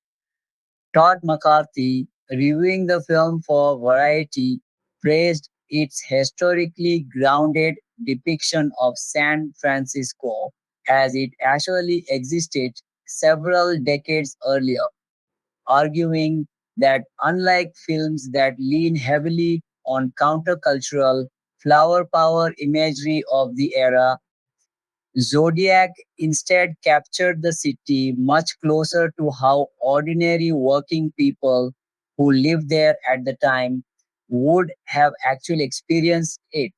David Anson, writing for Newsweek, described the film as meticulously crafted, praising Harris Savaidi's digital cinematography for achieving a visual richness he found indistinguishable from traditional film photography, despite the movie's substantial, nearly 2 hour, 40-minute runtime. Anson noted that the film nonetheless held his attention from beginning to end, crediting Fincher's willingness to withhold the emotional and forensic payoff that audiences of big studio thrillers typically expect. Roger Ebert awarded the film his maximum rating of 4 stars, describing it as a police procedural crossed with a newspaper drama that largely avoided the familiar cliches of either genre and praising its ability to organize a genuinely bewildering array of facts and suspicions accumulated over years into a journey that remained frightening and suspenseful throughout. Ebert, drawing on his own long career as a newspaper columnist, also singled out the film's convincing depiction of how a major newsroom actually operates. Time Out magazine offered a somewhat more conceptual reading, framing the film's true subject not as a puzzle to be solved, but rather as the underlying human compulsion to solve puzzles in the first place, along with the film's quiet, unsettling recognition of how often that compulsion ultimately proves fruitless. Peter Bradshaw, reviewing the film for The Guardian, praised what he described as its sheer cinematic virility, awarding it 4 stars out of 5. Kim Newman's review for Empire magazine, also a 4 out of 5 rating, cautioned that the film demands patience given its heavy reliance on granular procedural detail and a handful of familiar domestic argument and world-weary cop conversation scenes, but ultimately found the character study at its center to become more agonizingly suspenseful the closer it drew to an answer that could never be fully confirmed. Graham Fuller, writing in Sight and Sound, described the film's tone as pleasingly flat and mundane, in a way that effectively conveyed the demoralizing grind of police work during a pre-feminist, pre-digital era, and argued that this quality made Zodiac a considerably more mature work than either Seven, which he felt reveled somewhat gleefully in its own macabre cat and mouse structure, or the more overtly macho posturing of Fight Club. Not every critic responded as favorably. Bob Longino, writing for the Atlanta Journal Constitution, felt the film became bogged down in the tedious bureaucratic mechanics of a real police investigation, arguing that it stumbled toward an unsatisfying conclusion and describing its runtime as feeling comparable in length to an entire Academy Awards broadcast. Andrew Saris, writing for the New York Observer, credited Fincher's instincts for casting as the film's strongest asset, while expressing genuine puzzlement over what Fincher was actually trying to accomplish with a film he described as an oddly stretched out, shaggy dog narrative running 2 hours and 37 minutes. Christy Lemire, reviewing the film for the San Francisco Chronicle, argued that Jake Gyllenhaal's Gray Smith functioned as both the story's central figure and its weakest element, contending that the character was never developed with enough depth to make his willingness to risk his own safety and that of his family fully believable, and suggesting that simply being told repeatedly that the character was a fundamentally decent former Eagle Scout was not sufficient characterization on its own. David Thompson, writing in The Guardian, was considerably harsher still, characterizing Zodiac as the weakest entry in Fincher's career up to that point and describing it as a significant disappointment in which a genuinely compelling real life serial killer story became nearly lost amid a meandering treatment of the obsessed cops and journalists surrounding the case. International critical response showed a similar split. In France, Le Monde praised Fincher for reaching a new level of formal maturity and mastery, while Liberation described the film as an elegant thriller magnificently photographed by cinematographer Harris Savides. Le Figaro, however, took a considerably more skeptical view, criticizing the film as lacking audacity or genuine invention and describing its plot as intriguing without ever being captivating, unsettling without ever becoming truly frightening, and interesting without ever proving exciting. Zodiac's critical standing has only solidified with time. Among American films released in 2007, only No Country for Old Men and There Will Be Blood appeared on more critics' year-end top 10 lists than Zodiac did, a remarkable showing for a film that had underperformed somewhat at the domestic box office. It topped the year-end lists of critics, including Joshua Rothkopf of Time Out New York and Deshaun Thompson of The Washington Post, and it placed highly on lists compiled by prominent critics such as Manola Dargis of the New York Times, Wesley Morris of the Boston Globe, and Nathan Lee of the Village Voice, among numerous others across a wide range of publications. The film's reputation has continued to grow well beyond its initial year of release. In the British Film Institute's 2012 was Sight and Sound poll of the greatest films ever made, three individual critics and one director, filmmaker Bong Joon-ho, each named Zodiac among their personal 10 favorite films of all time. In a 2016 critics poll conducted by the BBC, ranking the greatest films of the 21st century, Zodiac placed 12th.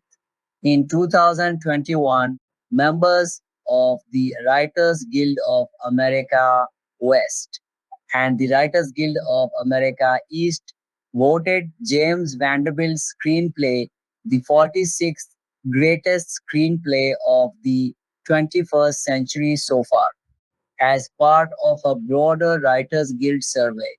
More recently, in June 2025, Zodiac was ranked 19th on the New York Times' list of the 100 best movies of the 21st century and separately placed 41st on that publication's companion reader voted edition of the same list.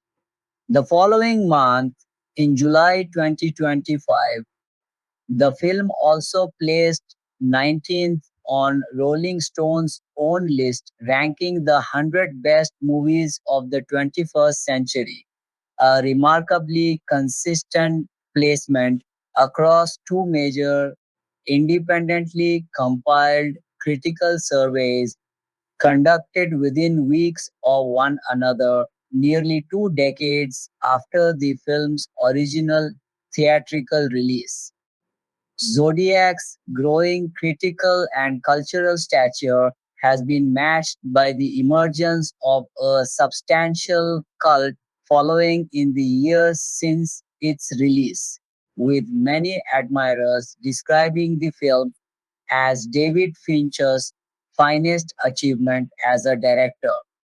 Much of that devoted following has centered on the same qualities singled out by critics at the time of release: the precision of Fincher's direction, the strength of the ensemble cast's performances, the density and craftsmanship of Vanderbilt's screenplay, Harris Savage's cinematography, the production's period accurate design work, David Shire's understated score, and above all, the film's exhaustive attention to procedural and historical detail, both in its fidelity to the actual investigation and in its portrayal of the corrosive, all consuming obsession that gripped many of the real people who lived through the case or worked to solve it. The film also received recognition through numerous industry awards and nominations in the years following its release, even though it largely came away without major wins at the biggest ceremonies. David Fincher won Best Director from the Dublin Film Critics Circle Awards, and the film itself was nominated for the Palme d'Or at the Cannes Film Festival, where it had its competition premiere. It received the Best Director nominations for Fincher from both the Chicago Film Critics Association Awards and the Toronto Film Critics Association Awards, the latter organization also nominating the film itself for Best Picture. James Vanderbilt picked up an adapted screenplay nomination from the Chicago Film Critics Association Awards as well. At the Satellite Awards, the film collected nominations for Brian Cox's supporting performance as Harris Sasaidi's cinematography and Vanderbilt's adapted screenplay. Jake Gyllenhaal received a Teen Choice Award nomination in the Choice Movie Actor Horror Thriller category. David Shire's score earned a nomination at the World Soundtrack Awards, and the film itself was nominated for Best Action or Adventure Film at the Saturn Awards, as well as Best American Film at Denmark's Bodil Awards. The Empire Awards nominated the film across multiple categories, including Best Director for Fincher, Best Film, and Best Thriller. Vanderbilt also received a Best Motion Picture Screenplay nomination from the Edgar Allan Poe Awards, given by the Mystery Writers of America, while the film's marketing picked up a Best Teaser Poster nomination at the Golden Trailer Awards. The London Critics Circle Film Awards nominated Fincher as Director of the Year and the film itself as Film of the Year.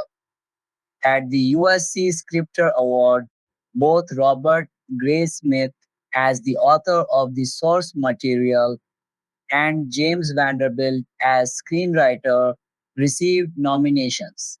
The Visual Effects Society nominated the film for both Outstanding Supporting Visual Effects in a Motion Picture and Outstanding Created Environment in a Live Action Motion Picture, acknowledging the extensive digital work involved in recreating 1970s San Francisco.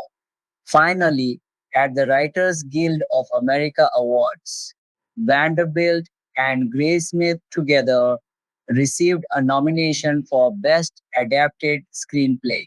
Taken together, the breadth of that award's attention, spanning directing, writing, cinematography, visual effects, and acting categories across a wide range of critics organizations and industry guilds reflects just how seriously Zodiac was taken as a piece of serious, credible filmmaking, even in a year that produced several other exceptionally strong American films, combined with its steadily climbing reputation in later critical retrospectives and best of the century rankings.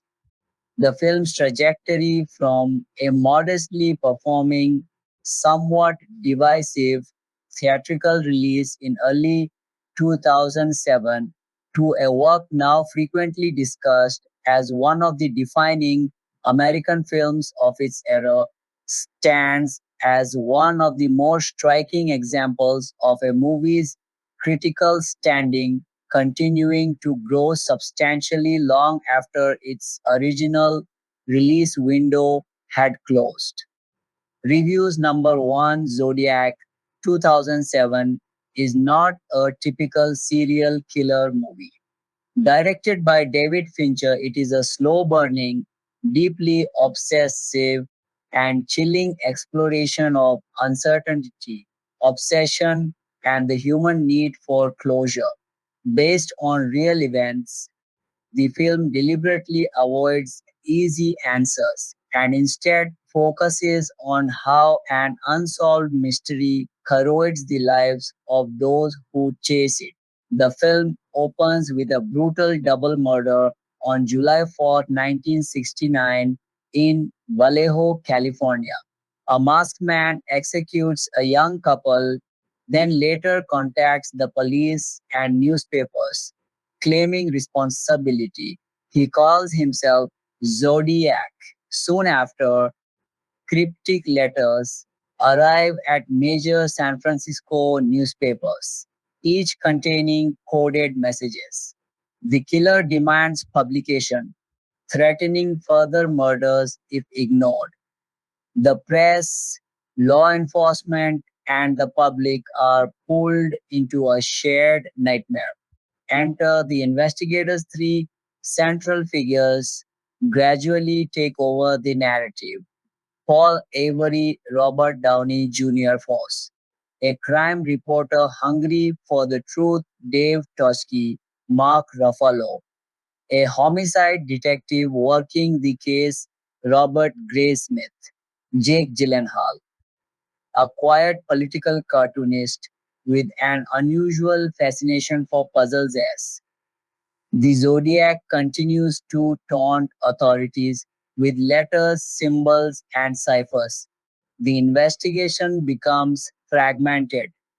Jurisdictional conflicts and lack of forensic technology cripple progress.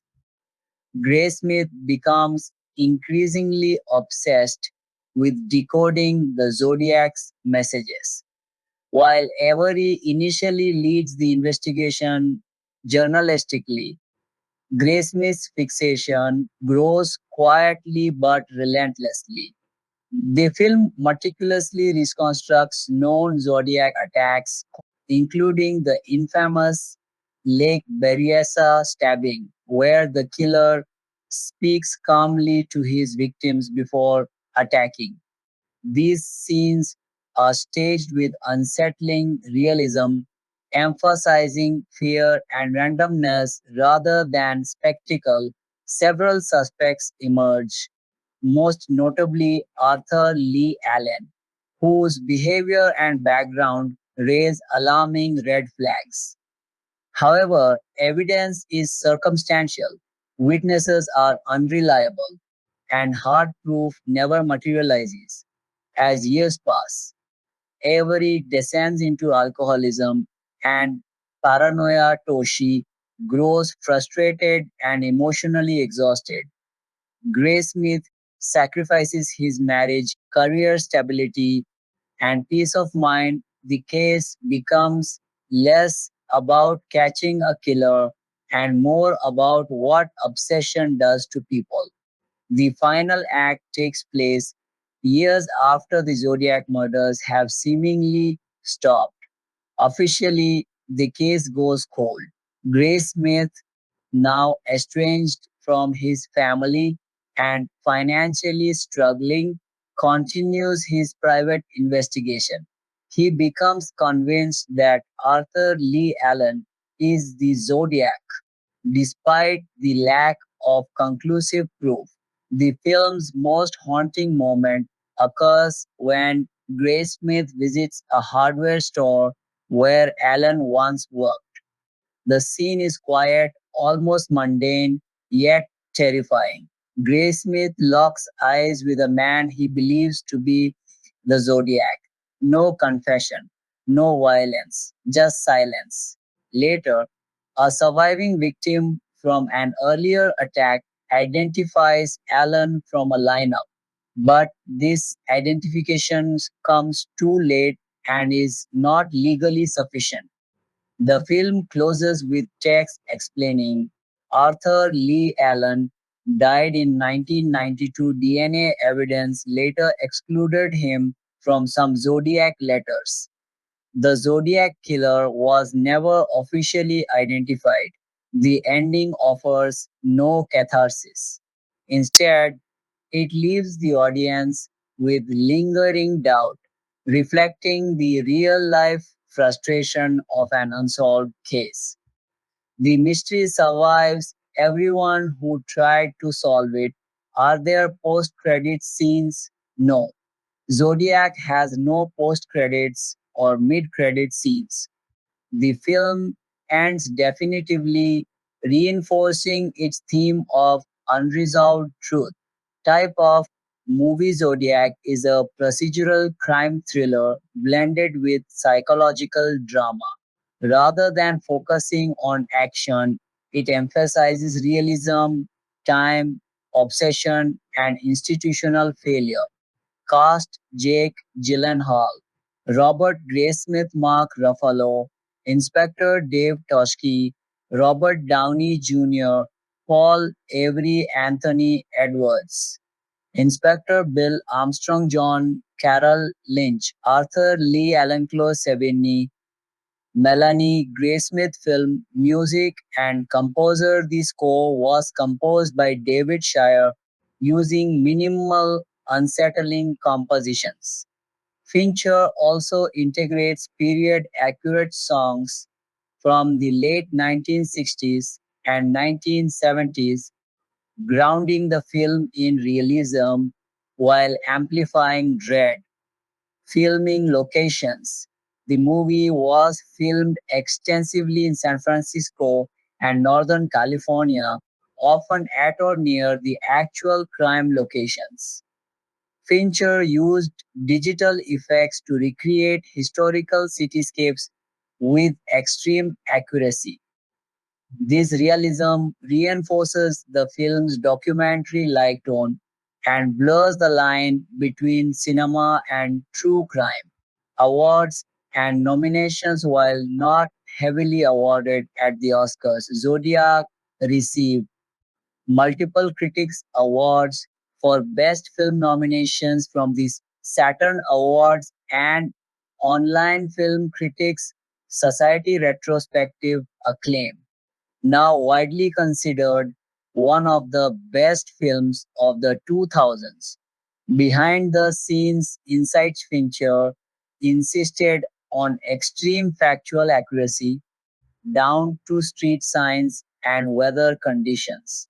The stabbing scenes were rehearsed extensively to avoid exploitation. Jake Gyllenhaal studied Graysmith's writings obsessively to mirror his mindset. Many scenes were shot digitally, La Vermeil, to allow precise control over lighting and atmosphere. Based on the books Zodiac and Zodiac Unmasked by Robert Graysmith, Fincher intentionally avoided stylistic glamour, alternate endings, and deleted scenes. No alternate ending was filmed. However, several investigative subplots were removed to reduce runtime. Fincher later stated that the theatrical cut already reflected his preferred ending. Ambiguity over closure, book adaptations, and differences. Graysmith's books strongly assert Arthur Lee Allen's guilt. The film, however, is more cautious. Fincher deliberately distances the movie from definitive accusations, emphasizing uncertainty and conflicting evidence. Memorable scenes and quotes. I need to look him in the eye and know that it's him. People don't just disappear. The truth is, he's still out there. Easter eggs and hidden details. Zodiac symbols subtly appear in background. Signage. The killer's letters are recreated word for word from real documents. Camera angles often mirror actual crime scene. Photos. Fincher's short times to achieve emotional neutrality. Short some scenes doesn't the film avoids showing Zodiac's face clearly to maintain mystery. Many actors met real investors or family members before filming. Why watch? If you are interested in true crime without sensationalism, Zodiac is essential viewing. It respects intelligence, embraces discomfort, and refuses to lie to the audience with false answers. Directors, other works. Movies recommended films for fans. Number 2, Zodiac, 2007, is the David Fincher docudrama that depicts events surrounding the case of the Zodiac Killer.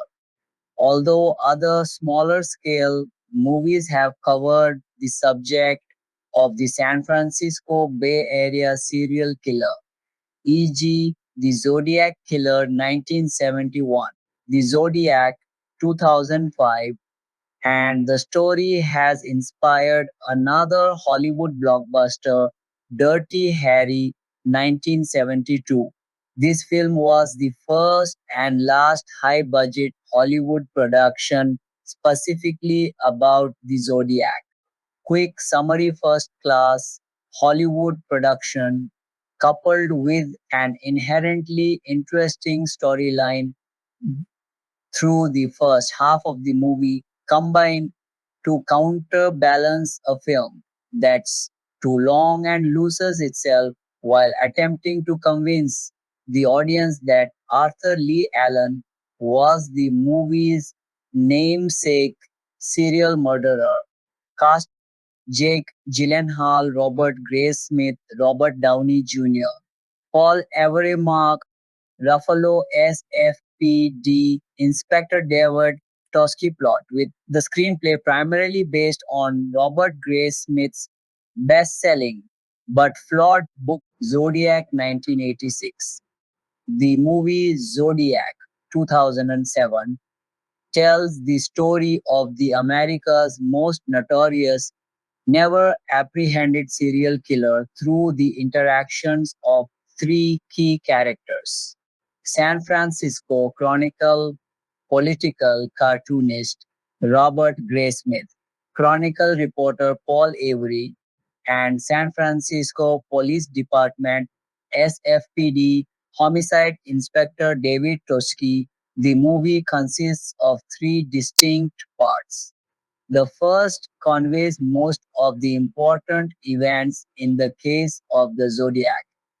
In an interesting bit of movie making liberty, the film skips the first definite attack and opens with a depiction of the second, i.e., the shooting at Blue Rock Springs, where the killer murdered Darlene Ferrin and gravely injured Michael Mago.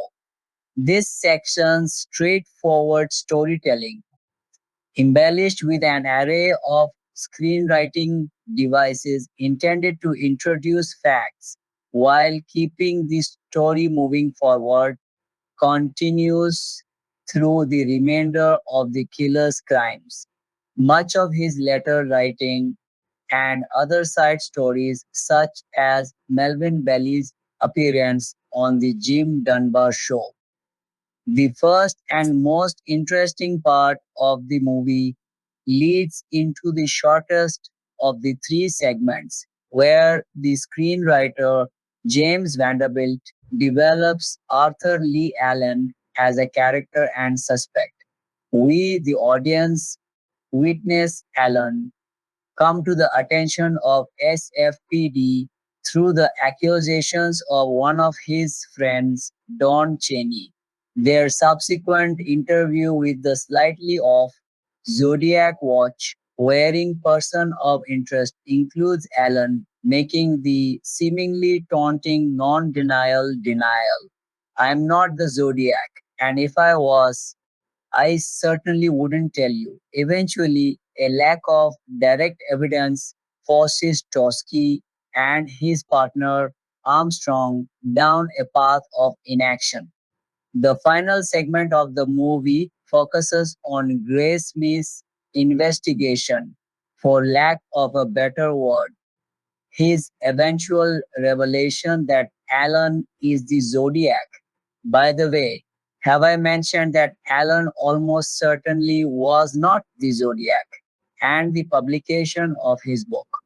In the end, the audience is told that Alan must be the Zodiac because the killer supposedly said something to Melvin Belly's housekeeper that implied his birthday was December 18th, which happens to be Alan's birthday.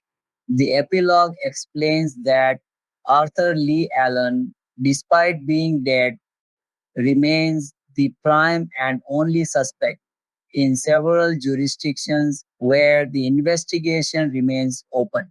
As of 2007, reception and performance based on the strength of Fincher's directing, Vanderbilt's writing, and the impressive ensemble of acting talent, critics and audiences alike agreed that Zodiac 2007 was a particularly good movie. It has a 7 rating at the IMDb and an 89% certified fresh rating from Rotten Tomatoes. On the review front, both the late Roger Ebert and the New York Times gave the film an impressively complimentary review at the time of its release.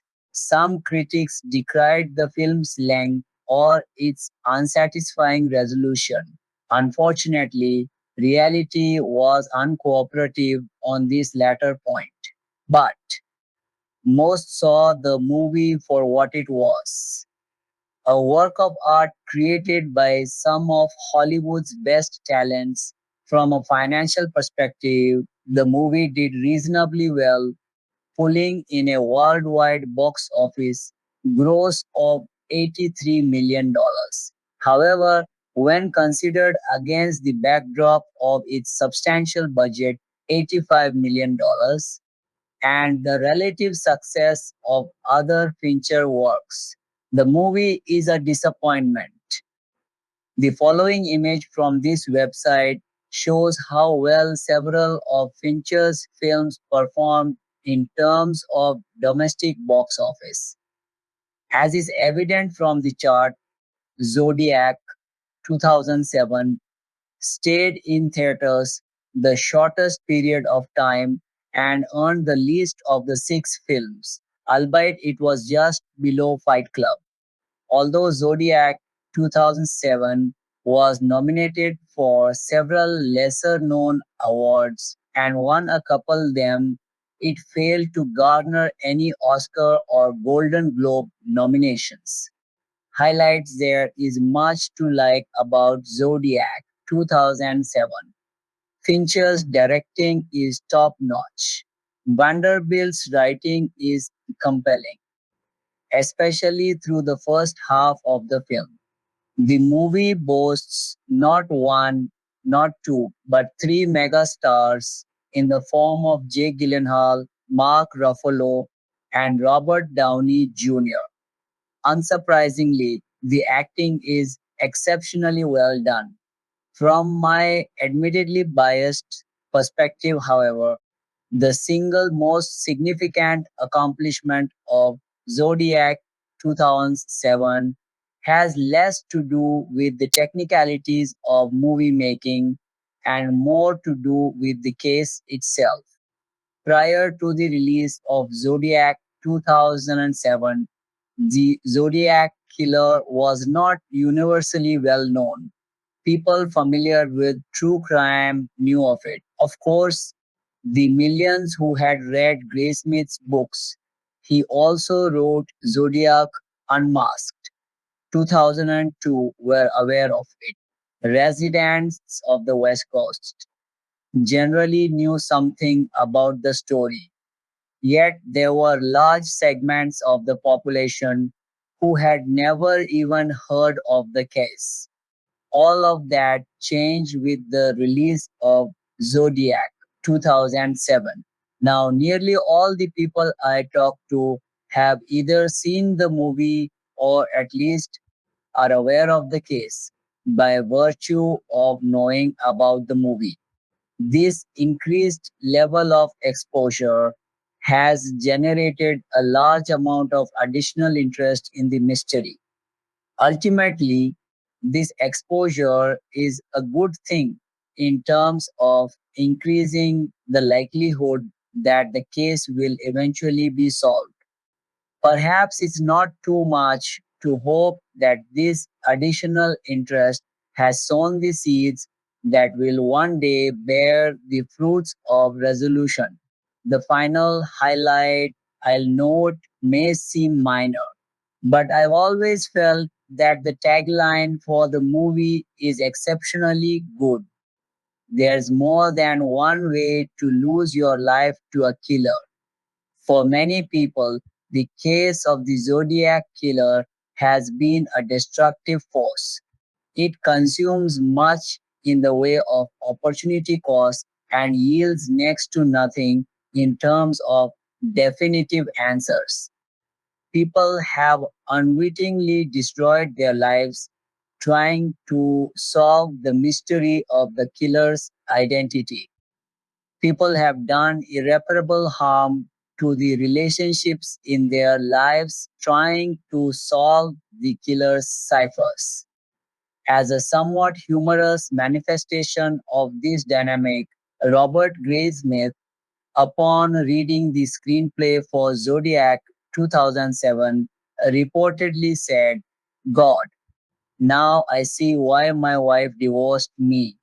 As someone who has questioned his interest in this case on more than one occasion, I appreciate the tagline.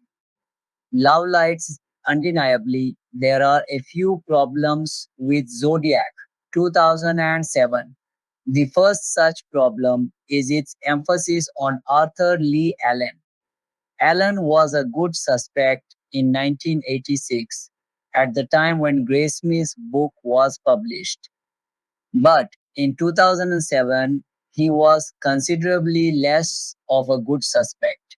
As is partially dealt with in the movie, Allen has been disqualified on the basis of handwriting, fingerprints, palm prints, and a nuclear DNA comparison against a partial profile developed from one of the killer's authenticated letters. Some people refuse to accept this evidence for one reason or another, but it's highly unlikely that Allen was the Zodiac. At 2 hours and 42 minutes, the next issue with Zodiac 2007 is simply its length.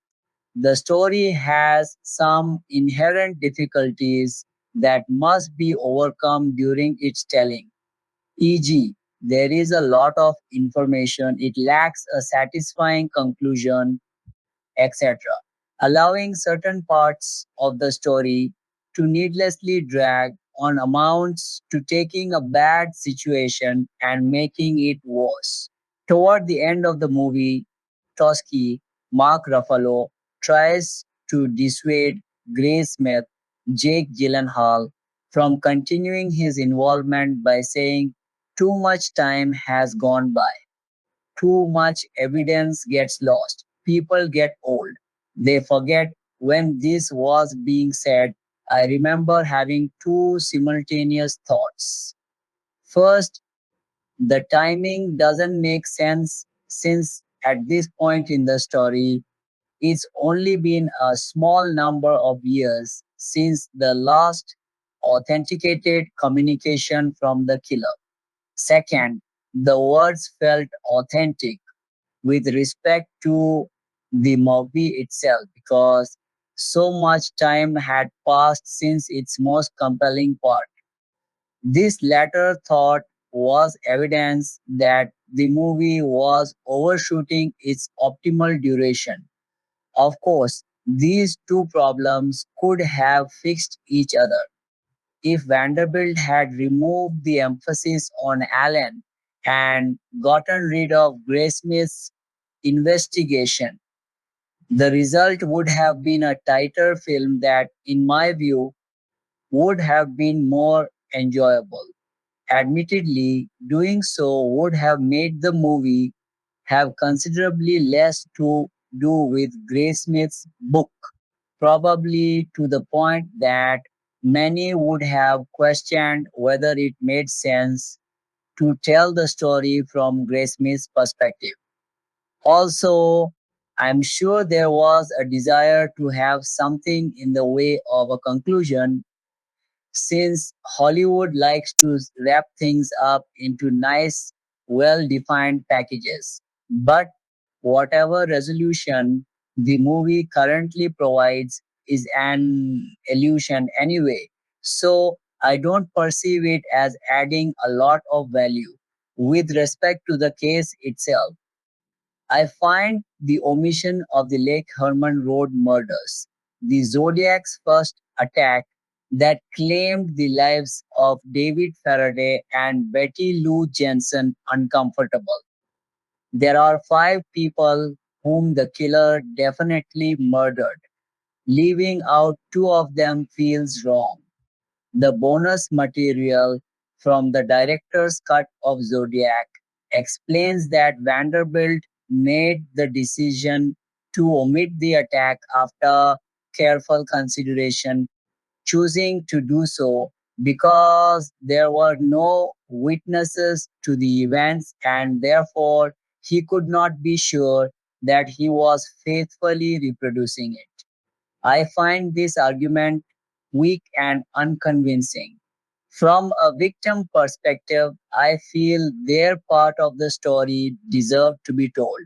Accuracy, speaking of faithful reproduction, Fincher's determination to accurately represent several aspects of the Zodiac story has been widely recognized.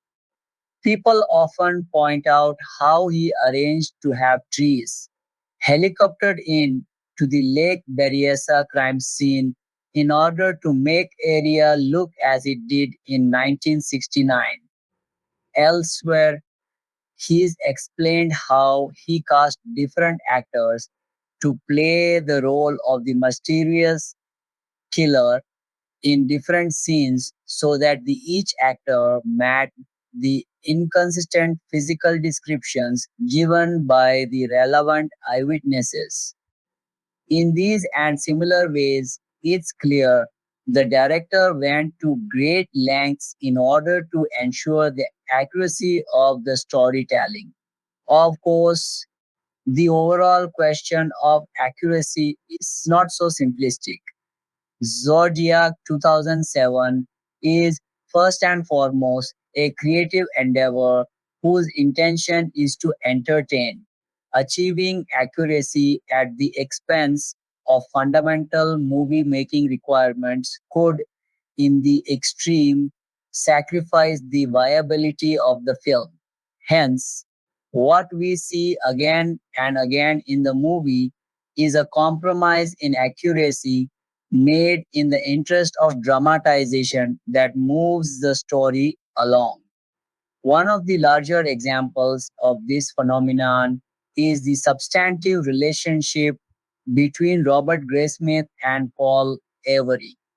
In reality, no such relationship existed. In the movie, it's an important device used to develop the action. Perhaps the most questionable inaccuracy in the movie is the scene in which Paul Avery receives a greeting card from the killer with a bloody swatch of victim Paul Stein's shirt. In truth, the card contained no such swatch. Interestingly, Fincher addresses this application of artistic license in the commentary to the director's cut of Zodiac, where he says, the card was a necessary function of having to get Avery to a place where Avery got a gun.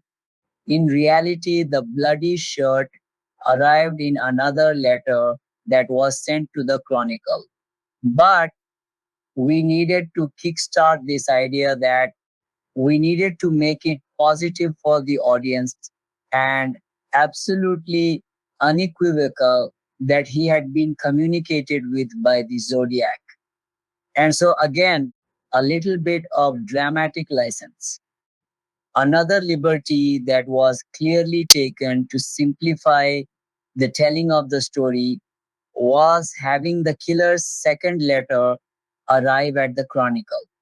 In reality, the Zodiac sent that letter to the city's other primary newspaper, the Examiner. Since the latter newspaper was not represented in the film, it was a forgivable tweak to allow the brief mention of the letter to happen at the Chronicle. To be sure, people who are familiar with the case of the Zodiac can relatively easily find points to nitpick. For example, during the attack at Blue Rock Springs, Michael Mago was able to exit Darlene Ferrin's car and fall onto the ground in time to see the killer drive away. He was even able to determine that the car had a California license plate 1. These facts are inconsistent with the scene from the movie. Yet, in a higher level sense, this type of minor problem matters little and detracts even less from the value that the movie provides in terms of both entertaining and informing. In the final analysis, I think it's safe to say that the vast majority of Zodiac 2007 is accurate enough in the ways that matter the most. Theorizing, one of the problems with historical dramatizations is that we who live in the future have a tendency to allow our knowledge of what eventually happened to creep into our stories in ways that are not representative of the events that we are portraying. Often this is done consciously sometimes as part of a subtle communication to the audience. At other times, it happens subconsciously. While there are multiple instances of this phenomenon present in Zodiac 2007, mostly of the conscious variety, one in particular rubs me the wrong way: the presence of what I refer to as the taking credit theory. The essence of this theory is that the Zodiac Killer took credit through his writing for several crimes which he did not commit. In the movie, this idea is advanced almost as a point of undisputed fact when a drunken Paul Avery explains to Robert Graysmith that everything the killer needed to write about his alleged encounter with Kathleen Johns, the woman whom many people, myself included, believe he kidnapped for several hours, was published in a somewhat obscure Modesto B article on the day following the ordeal one. This is a common argument that is made by many who advocate for the taking credit theory. However, it was not a common argument at the time Avery is making it in the movie. Taking credit usually embodies other contentions as well, including that the killer deceitfully took credit for the murder of Cherry Joe Bates, the killing of San Francisco police officer Richard Radetich, and the disappearance and presumptive murder of Lake Tahoe nurse Donna Lass. In my view, the taking credit theory generally receives much more attention that it deserves. Nevertheless, it is a real position held by numerous people familiar with the case. The larger problem I have with the inclusion of the taking credit theory in Zodiac 2007 is the idea of Paul Avery being its champion. People who doubt Kathleen Johnson's involvement with the Zodiac often cite discrepancies in her account of events as recorded in the known police reports versus her later, more dramatic descriptions, most notably in Graysmith's 1986 book. But long before the publication of Zodiac, 1986, the world in general and the Bay Area in particular learned of the more dramatic version of Johnson's encounter thanks to the tenacity of Paul Avery. He tracked down Kathleen Johns and reported her story at the same time he was breaking the news of the probable Cherry Joe Bates connection for. Given the work that Paul Avery did to establish the linkage of two out of the four possible crimes which are cast into doubt by the taking credit theory, it just feels wrong for Vanderbilt to have made Avery the advocate for the line of speculation. Conclusion: Zodiac 2007 is not a movie without flaws. It's not perfect. Its emphasis on Robert Graysmith and its insistence that Arthur Lee Allen was the never identified serial killer leaves something to be desired. But as someone who has long been fascinated by this enduring mystery, I truly appreciate a legitimate Hollywood blockbuster specifically devoted to the subject. Add to these circumstances one of the industry's most talented directors performing at the top of his game, three superstar actors who do an equally impressive job bringing the characters to life, and a good, albeit not great, screenplay. The result is a movie that's hard not to like, imperfections and all. Zodiac 2007 trailer footnotes 1. The reliance of this argument on the relatively obscure Modesto B article has always seemed odd to me. The San Francisco Examiner published a similar story with equivalent information 3. It's much more likely the killer would have seen this latter article. References gunshot victim fails to identify attacker. Vallejo Times Herald, July 7, 1969. 1. Woman says Zodiac Killer captured her. The Modesto B, March 23, 1970. 1-3 Road with Zodiac. Woman claims San Francisco Examiner, March 23, 1970. 4-4 Paul Avery. New evidence in Zodiac killings. San Francisco Chronicle, Now 16, 1970. 1.